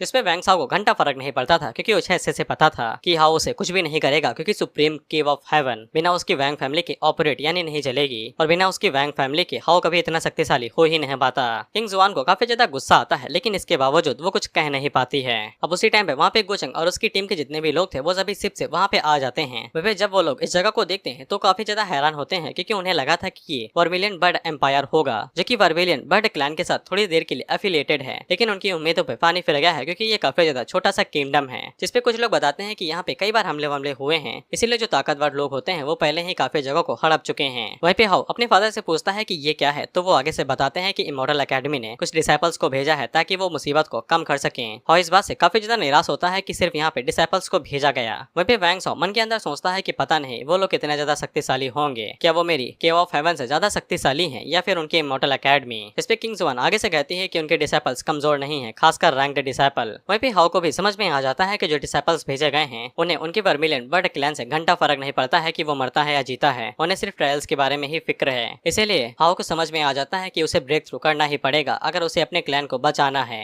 वहीं पे हाउ उन दोनों से कहता है कि चलो चल के हम लोग इंतजार करते हैं और आराम कर लेते हैं। तुम्हारे टेम्पर के साथ मुझे पता है कि तुम उनके साथ पक्का न पक्का कोई सीन कर ही दोगे। वो लोग भी इस बात को समझते हैं और वहाँ से आराम करने के लिए चले जाते हैं। लेकिन वहीं पे किंग जुआन को कुछ अजीब सा ऑरा महसूस होता है जो उसे जाना पहचाना लगता है और ये और कुछ नहीं सुकिंग के साथ ही जुड़ा हुआ था। वहीं पे सुकिंग के दिल में अचानक से दर्द होने लगता है और उसकी वैल्यू बढ़ने लगती है। गोचंग पूछता है तुम्हें क्या हुआ तो सुकिंग कहती है कि वो बिल्कुल ठीक है और उसी टाइम पे सिस्टम की तरफ से गोचंग को नया मिशन आ जाता है जो कि सुकिंग की तरफ से था। गोचंग अपने मन के अंदर सोचता है कि ये लोअर रियलम की छोटी सी लड़की के पास अचानक से ये मिशन कहाँ पे आ गया। वहीं पे सुकिंग को भी अजीब सी फीलिंग महसूस हो रही थी। अब इसके बाद वहाँ पे चूचू आती है तो सभी लोग उसे पूछते हैं कि आप कल रात आराम से आराम की, मैंने सुना था कि आप अपनी केव के अंदर सुबह 5 बजे तक कल्टीवेट कर रही थी। वहीं पे गोचंग भी उसे छेड़ते हुए कहता है कि तुमने काफी अच्छे से आराम किया होगा, अब क्या तुम मेरी मदद कर सकती हो इस ट्रायल को पास करने में। वहीं पे वो सभी लोग काफी ज्यादा खुश हो जाते हैं क्योंकि अगर चूचू उनकी मदद करेगी तो वो काफी आसानी के साथ ही इस क्राइसिस को खत्म कर सकते हैं और अपने ट्रायल को जल्दी पूरा कर सकते हैं। वहीं पे चूचू आगे से कहते हैं कि गोचंग खुद में ही इतना ज्यादा काबिल है तो फिर उसे मदद करने की क्या ही जरूरत है। लेकिन गोचंग उसे कहता है कि तुम ऐसा थोड़ी ना कह सकती हो, तुम काफी ज्यादा हम्बल हो और मैंने पहले ही तुम्हारी पावर को कई बार एक्सपीरियंस कर लिया है। वहीं पे कई सारे मासूम बच्चे होते हैं और उन्हें ये बात समझ में नहीं आती है और उन्हें ऐसा लगता है कि गोचंग और चूचू ने कई बार लड़ाई की है और उन लोगों को इस बारे में पता नहीं चला और चूचू भी अपनी स्ट्रेंथ को छुपा के रखती है। उनमें में से एक लड़की होती है जिसे डबल डबल मीनिंग काफी अच्छे से समझ में आ जाती है और वो मन के अंदर सोचती है कि मैं इन बच्चों के बीच में कहाँ फंस गई, ये कितने ज्यादा नादान हैं। गुचंग ने इनडायरेक्टली कह दिया है कि वो चूचू के साथ कई बार सो चुका है और उसे चूचू के स्टेमिना के बारे में अच्छे से पता है।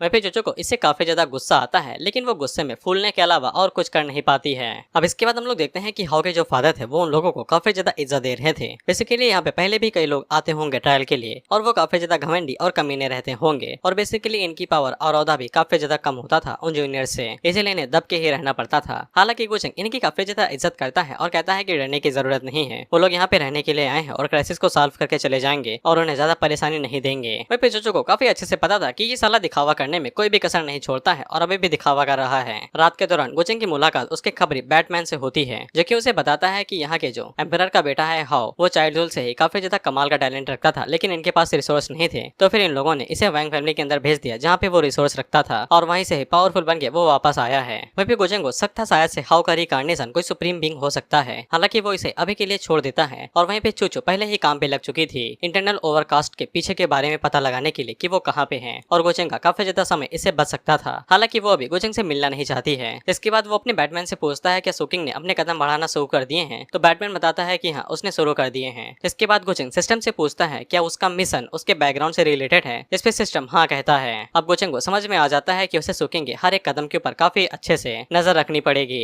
वहीं पे गुचंग का प्लान ये था कि अब वो पूरे ड्रैगन वेन ऑफ वर्बिलियन एम्पायर को टुकड़ों में बांट देगा और उसे निगल जाएगा, जैसा कि उसने एशियन कॉन्टिनेंट के साथ किया था। वहीं पे हाउ को पता चल जाता है कि गुचंग और चूचू यहाँ पे आए हुए हैं और उसने भी गुचंग के बारे में काफी ज्यादा सुन रखा था कि वो काफी ज्यादा शक्तिशाली है, लेकिन उसे एक बात समझ में नहीं आती है कि वो यहाँ पे उसके फादर से इतना ज्यादा विनम्र होके बात क्यों कर रहा था। वहीं पे उसके फादर कहते हैं कि तुम दोनों एक ही जनरेशन से हो, शायद से तुम दोनों अच्छे दोस्त बन सकते हो। वहीं पे किंग जुआन को वही फीलिंग बार बार महसूस हो रही थी और वो काफी ज्यादा ताकतवर भी होती जा रही थी। इसके बाद वो उन लोगों से बताती है कि वो वॉक के लिए जा रही है और वहाँ से निकल जाती है। वहीं पे वैंग साओ उसके पीछे जाता है, पता नहीं क्यों, जबकि वो मना कर देती है। वहीं पे फादर को उन दोनों की चिंता हो रही थी, तो हाउ कहता है कि जाने दो, उन दोनों के पास एक्स्ट्रा ऑर्डिनरी बैकग्राउंड है और उनकी एबिलिटीज भी काफी ज्यादा ताकतवर हैं। वो इतनी आसानी के साथ मछड़े में नहीं फंसेंगे, लेकिन खासकर साओ वैंग थोड़ी सी परेशानी कर सकता है। इसके बाद जब साओ वैंग बाहर निकलता है तब तक किंग जुआन वहाँ से गायब हो चुकी थी। अब इसके बाद वैंग साओ वहाँ पे अपने एल्डर जुआन को बुलाता है और उनसे कहता है किंग जुआन के बारे में पता लगाओ। तो वे उधर उधर देखते हैं तो फिर उन्हें किंग जुआन दिखाई जाती है, जो कि असल में सुकिंग होती है, क्योंकि कपड़े चेंज हो चुके हैं। लेकिन उन दोनों को ये बात नहीं पता होती है कि यहाँ पे बड़ी बहन भी है, इसीलिए वो दोनों उसके पीछे जाने लगते हैं ये चेक करने के लिए कि वो क्या करने वाली है। अब इसके बाद हम दोनों बहनों को देखते हैं जो कि एक दूसरे से टकरा जाती हैं और उन्हें ये समझने में देर नहीं लगती है कि एक छोटी बहन है और एक बड़ी बहन है। सोकिंग बड़ी बहन है और किंग जुआन छोटी बहन है। अब इसके बाद सोकिंग अपनी बहन से पूछती है कि उनकी मदर कैसी है, तो फिर वो बताती है कि उन्हें घर के अंदर अरेस्ट करके रखा गया है, उनके भागने की वजह से उनकी शादी तय कर दी गई है और इससे पूरी फैमिली ही काफी ज्यादा शर्मनाक मंजर से गुजर रही है और उसे काफी ज्यादा दुख होता है कि वो अपने टैलेंट के साथ उनकी मदद नहीं कर सकती है। हालांकि सोकिंग उसे बिल्कुल भी दोष नहीं देती है और उसे कहती है कि उसकी लाइफ भी काफी ज्यादा कठिन होगी।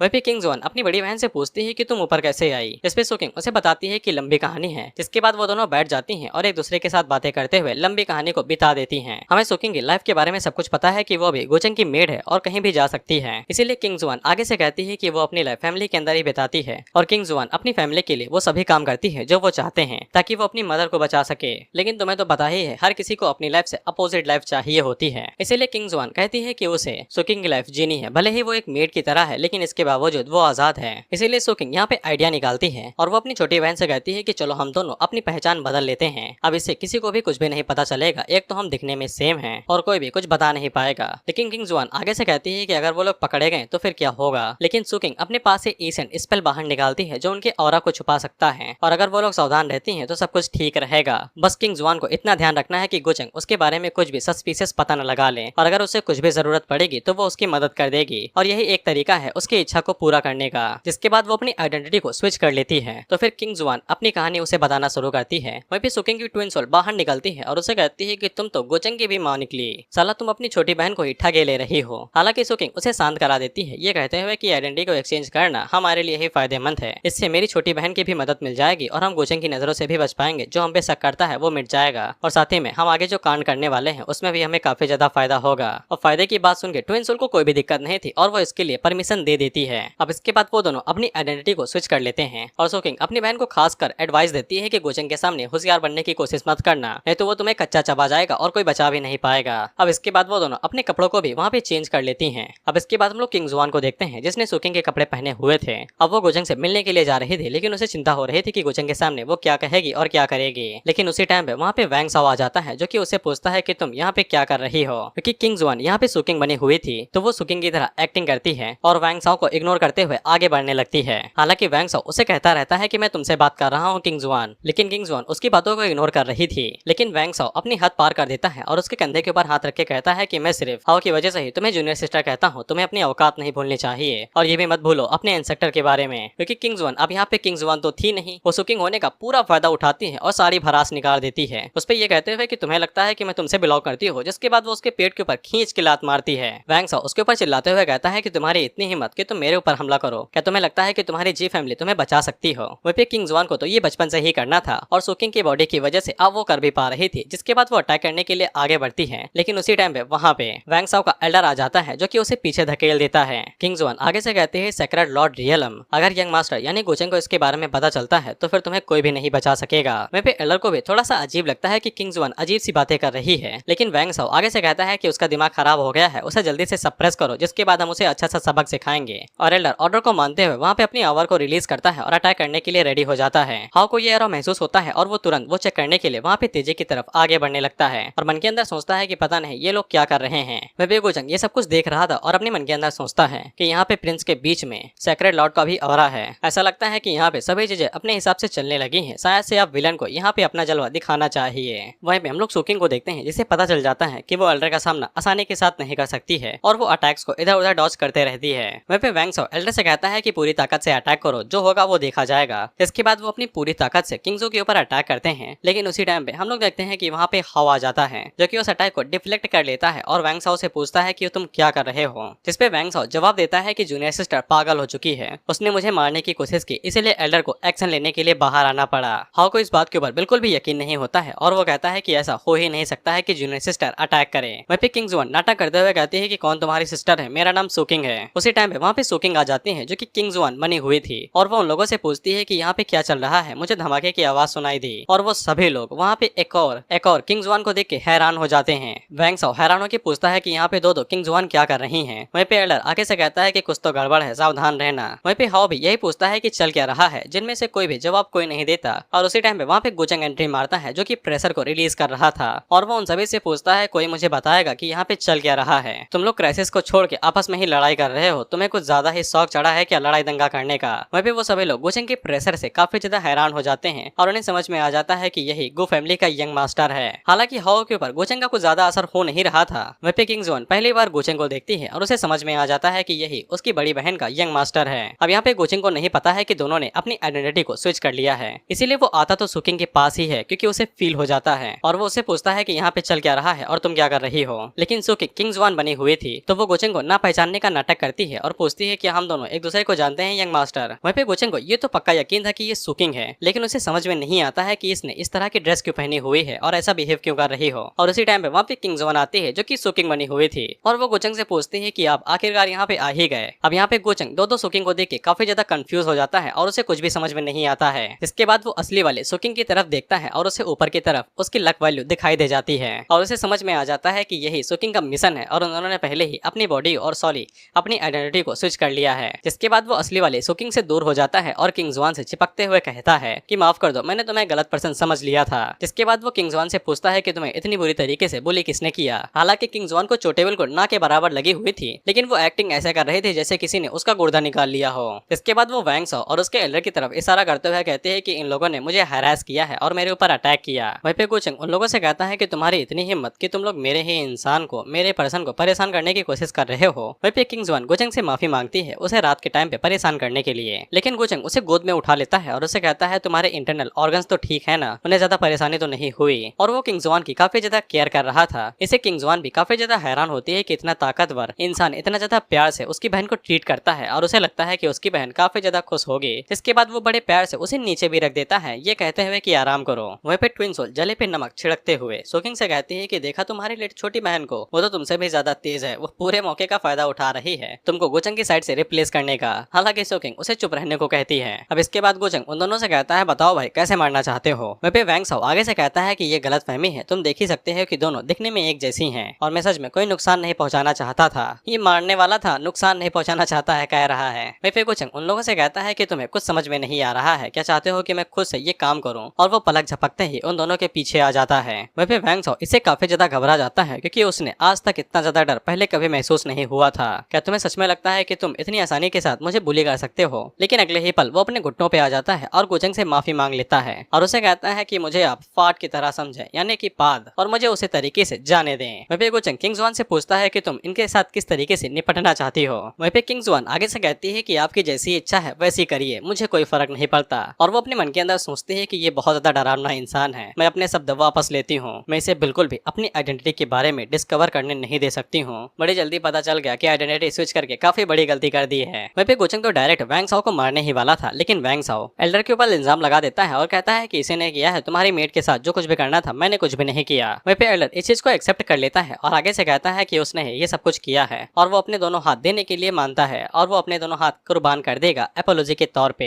गुचंग कहता है कि तुम्हारे हाथों की मैं क्या करूंगा, लेकिन ये इतना काफी नहीं है। जिसके बाद वो उनके ऊपर एक जोरदार अटैक करता है और उनके दोनों हाथ उखाड़ लेता है। वहीं पे हाउ से हमें पता चलता है कि गुचंग ने डायरेक्ट एल्डर के सोर्स के ऊपर अटैक किया है, इसी के लिए उसने कल्टीवेशन छीन ली है। अब इसे हाउ को समझ में आ जाता है कि गुचंग बिल्कुल भी काइंड हार्टेड पर्सन तो बिल्कुल नहीं है, जैसा उसके फादर को लगता है। वहीं पे एल्डर गुचंग से बस यही कहता है कि मेरे मास्टर के ऊपर दया दिखाना। वहीं पे किंग जुआन गुचंग का ये वाला रूप देख के काफी ज्यादा घबरा जाती है। वहीं पे सोकिंग की ट्विन सोल आगे से कहती है कि मैं इसके ऑरा को एप्रिसिएट करती हूँ, ये तो तुमसे भी ज्यादा डिमोनिक सक्सेसर लगता है। इस पे सोकिंग उसे कहती है कि तुमने देखा नहीं है कि वो बाहर वालों के साथ बिल्कुल भी अच्छे से ट्रीट नहीं करता है और ना ही उनकी बिल्कुल भी इज्जत करता है। इस पे ट्विन सोल आगे से कहती है कि तुम बेवकूफ हो, तुम कौन से इनसाइडर्स के बारे में बात कर रही हो? क्या तुम्हें सच में लगता है कि तुम उसके इनसाइडर्स में से एक हो? मुझे तो ऐसा लगता है कि वो सिर्फ अपनी फियांसे के लिए ही इंसान है, बाकी सभी के लिए तो वो डीमन से भी ज्यादा बढ़ के है। अब इससे दोबारा सोकिंग को बुरा लगता है और मैं इसके पेशेंस की दाद देता हूँ कि ये अभी तक गोचंग के साथ चिपकी हुई है। खैर वहीं पे गोचंग वैंग साओ को घूरते हुए कहता है कि अच्छा प्रोटेक्टर है, लेकिन ऐसा लगता है कि वो तुम्हें इस बार प्रोटेक्ट नहीं कर पाएगा। अब इसे वैंग साओ को हाउ के अंदर उम्मीद दिखाई देती है कि वही उसे बचा सकता है, जिसके बाद वो हाउ की तरफ भागने लगता है, ये कहते हुए कि मुझे बचा लो, मेरी फैमिली तुम्हें अच्छे से ट्रीट करेगी।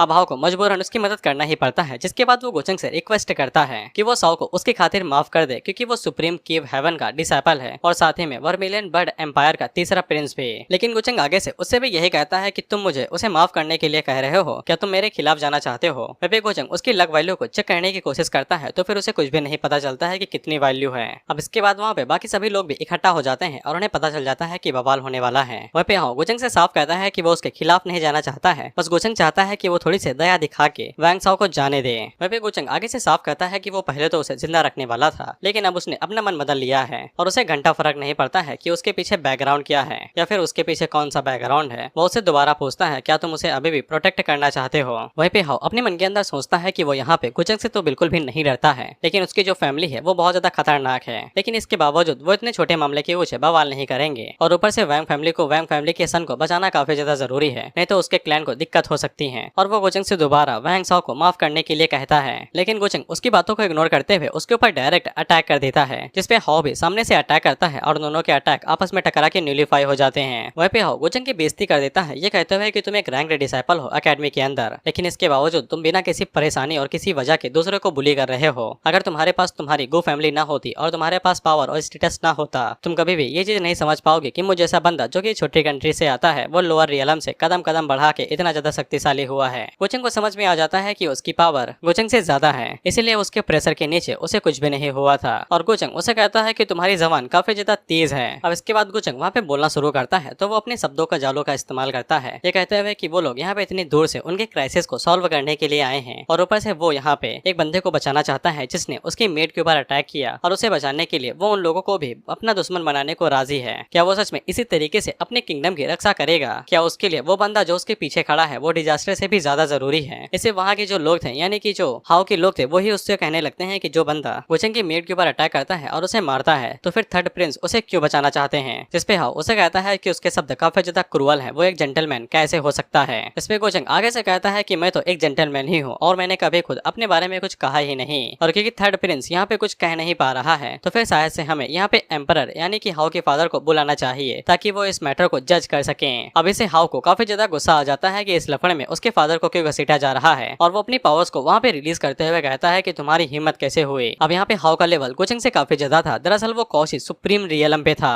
और अब यहाँ पे हाउ सबसे पावरफुल बंदा है। वहीं पे वैंग साओ को काफी ज्यादा खुशी होती है कि अब वो बच लिया जाएगा। वहीं पे सोकिंग भी काफी ज्यादा हैरान होती है क्योंकि यहाँ पे कभी किसी ने बताया ही नहीं था कि यहाँ पे एक ऐसा भी बंदा है जो कि कौशिक सुप्रीम लेवल को अचीव कर चुका है इतनी कम उम्र में। वहीं पे हाउ को लगता है कि अब पड़ला उसकी तरफ है और वो गोचंग से कहता है कि ये सारा बवाल उसकी गलती थी, एम्पायर का इसे कोई लेना देना नहीं है, तो फिर उसके फादर को इसमें क्यों घसीटा जा रहा है। हालांकि गोचंग को उसके सुप्रीम कौशल रियलम पे होने से घंटा फर्क नहीं पड़ता था। जिसके बाद वो एक चुटकी बजाता है तो हम लोग देखते हैं कि वहाँ पे गोचंग उसी सुप्रीम सील्ड का इस्तेमाल करता है जो वो अक्सर किया करता था। हम देखते हैं कि ऊपर से एक भारी भरकम सील आती है और वो जैसे जैसे नीचे आ रही थी तो फिर ग्रेविटी की वजह से पानी उथल पुथल होने लगता है और इस सुप्रीम वेपन को देख के तो हाउ के पसीने छूटने लगते हैं और उसे समझ में आ जाता है कि ताकत के बीच में भले ही गोचंग उसे कमजोर हो लेकिन पावर के मामले में गोचंग उसे ज्यादा शक्तिशाली है। अब यहाँ पे ताकत यानी स्ट्रेंथ का मतलब होता है मसल की पावर यानी खुद की पावर। जो बॉडी से निकाली जाती है उसको स्ट्रेंथ कहते हैं और जो बाहर से यूज की जाती है जैसे गोचंग ने यहाँ पे सील का इस्तेमाल किया तो वो पावर हो जाएगी जो कि एक्सटर्नल फोर्स है यानी बाहरी ताकत। जैसे कि एक बंदा अपनी ताकत से दुश्मनों को मारता है तो एक पुलिस वालों को खरीद के। वहीं पे गोचंग हाउ से कहता है कि अभी भी अटैक करोगे। अब इसके बाद हम लोग देखते हैं कि कुछ लोग हाउ के फादर को वहाँ पे ले आते हैं तो गोचंग उन्हें डांटता है और उनसे कहता है कि मैंने कहा था कि इन्हें इनवाइट यानी प्यार से लेके आओ, तुम इनकी बेइज्जती क्यों कर रहे हो। वहीं पे हाउ के फादर गोचंग से पूछते हैं कि यहाँ पे चल क्या रहा है तो गोचंग आगे से बताता है कि कुछ नहीं, बस आप यहाँ पे शो देखिए और एंजॉय करिए। वहीं पे हाउ अब अपने कदम पीछे ले लेता है क्योंकि वो गोचंग से अब जीत नहीं सकता था। वहीं पे वैंग साओ उसे कहता है क्या तुम मुझे छोड़ के जाने वाले हो, लेकिन हाउ उसे कहता है कि अब उसे गिव अप करना पड़ेगा। जिसके बाद वो गोचंग की साइड पे चला जाता है और वो गोचंग से कहता है कि अब इसका मेरे फैमिली और मेरे वर्मिलियन बट एम्पायर से कोई भी लेना देना नहीं है। गोचंग उसे कहता है कि समझदार हो, सिचुएशन को जल्दी समझ गए। फिर गोचंग मन के अंदर सोचता है कि अब मैं इसका इस्तेमाल तुम्हारी वैल्यू कट करने के लिए करूंगा, जिसके बाद तुम्हारे तरफ आगे बढ़ूंगा। जिसके बाद वो अपनी शील्ड का इस्तेमाल करता है और उस बंदे को मार गिराता है यानी वैंग साओ को। और इसी के साथ ये एपिसोड यहीं पे खत्म होता है।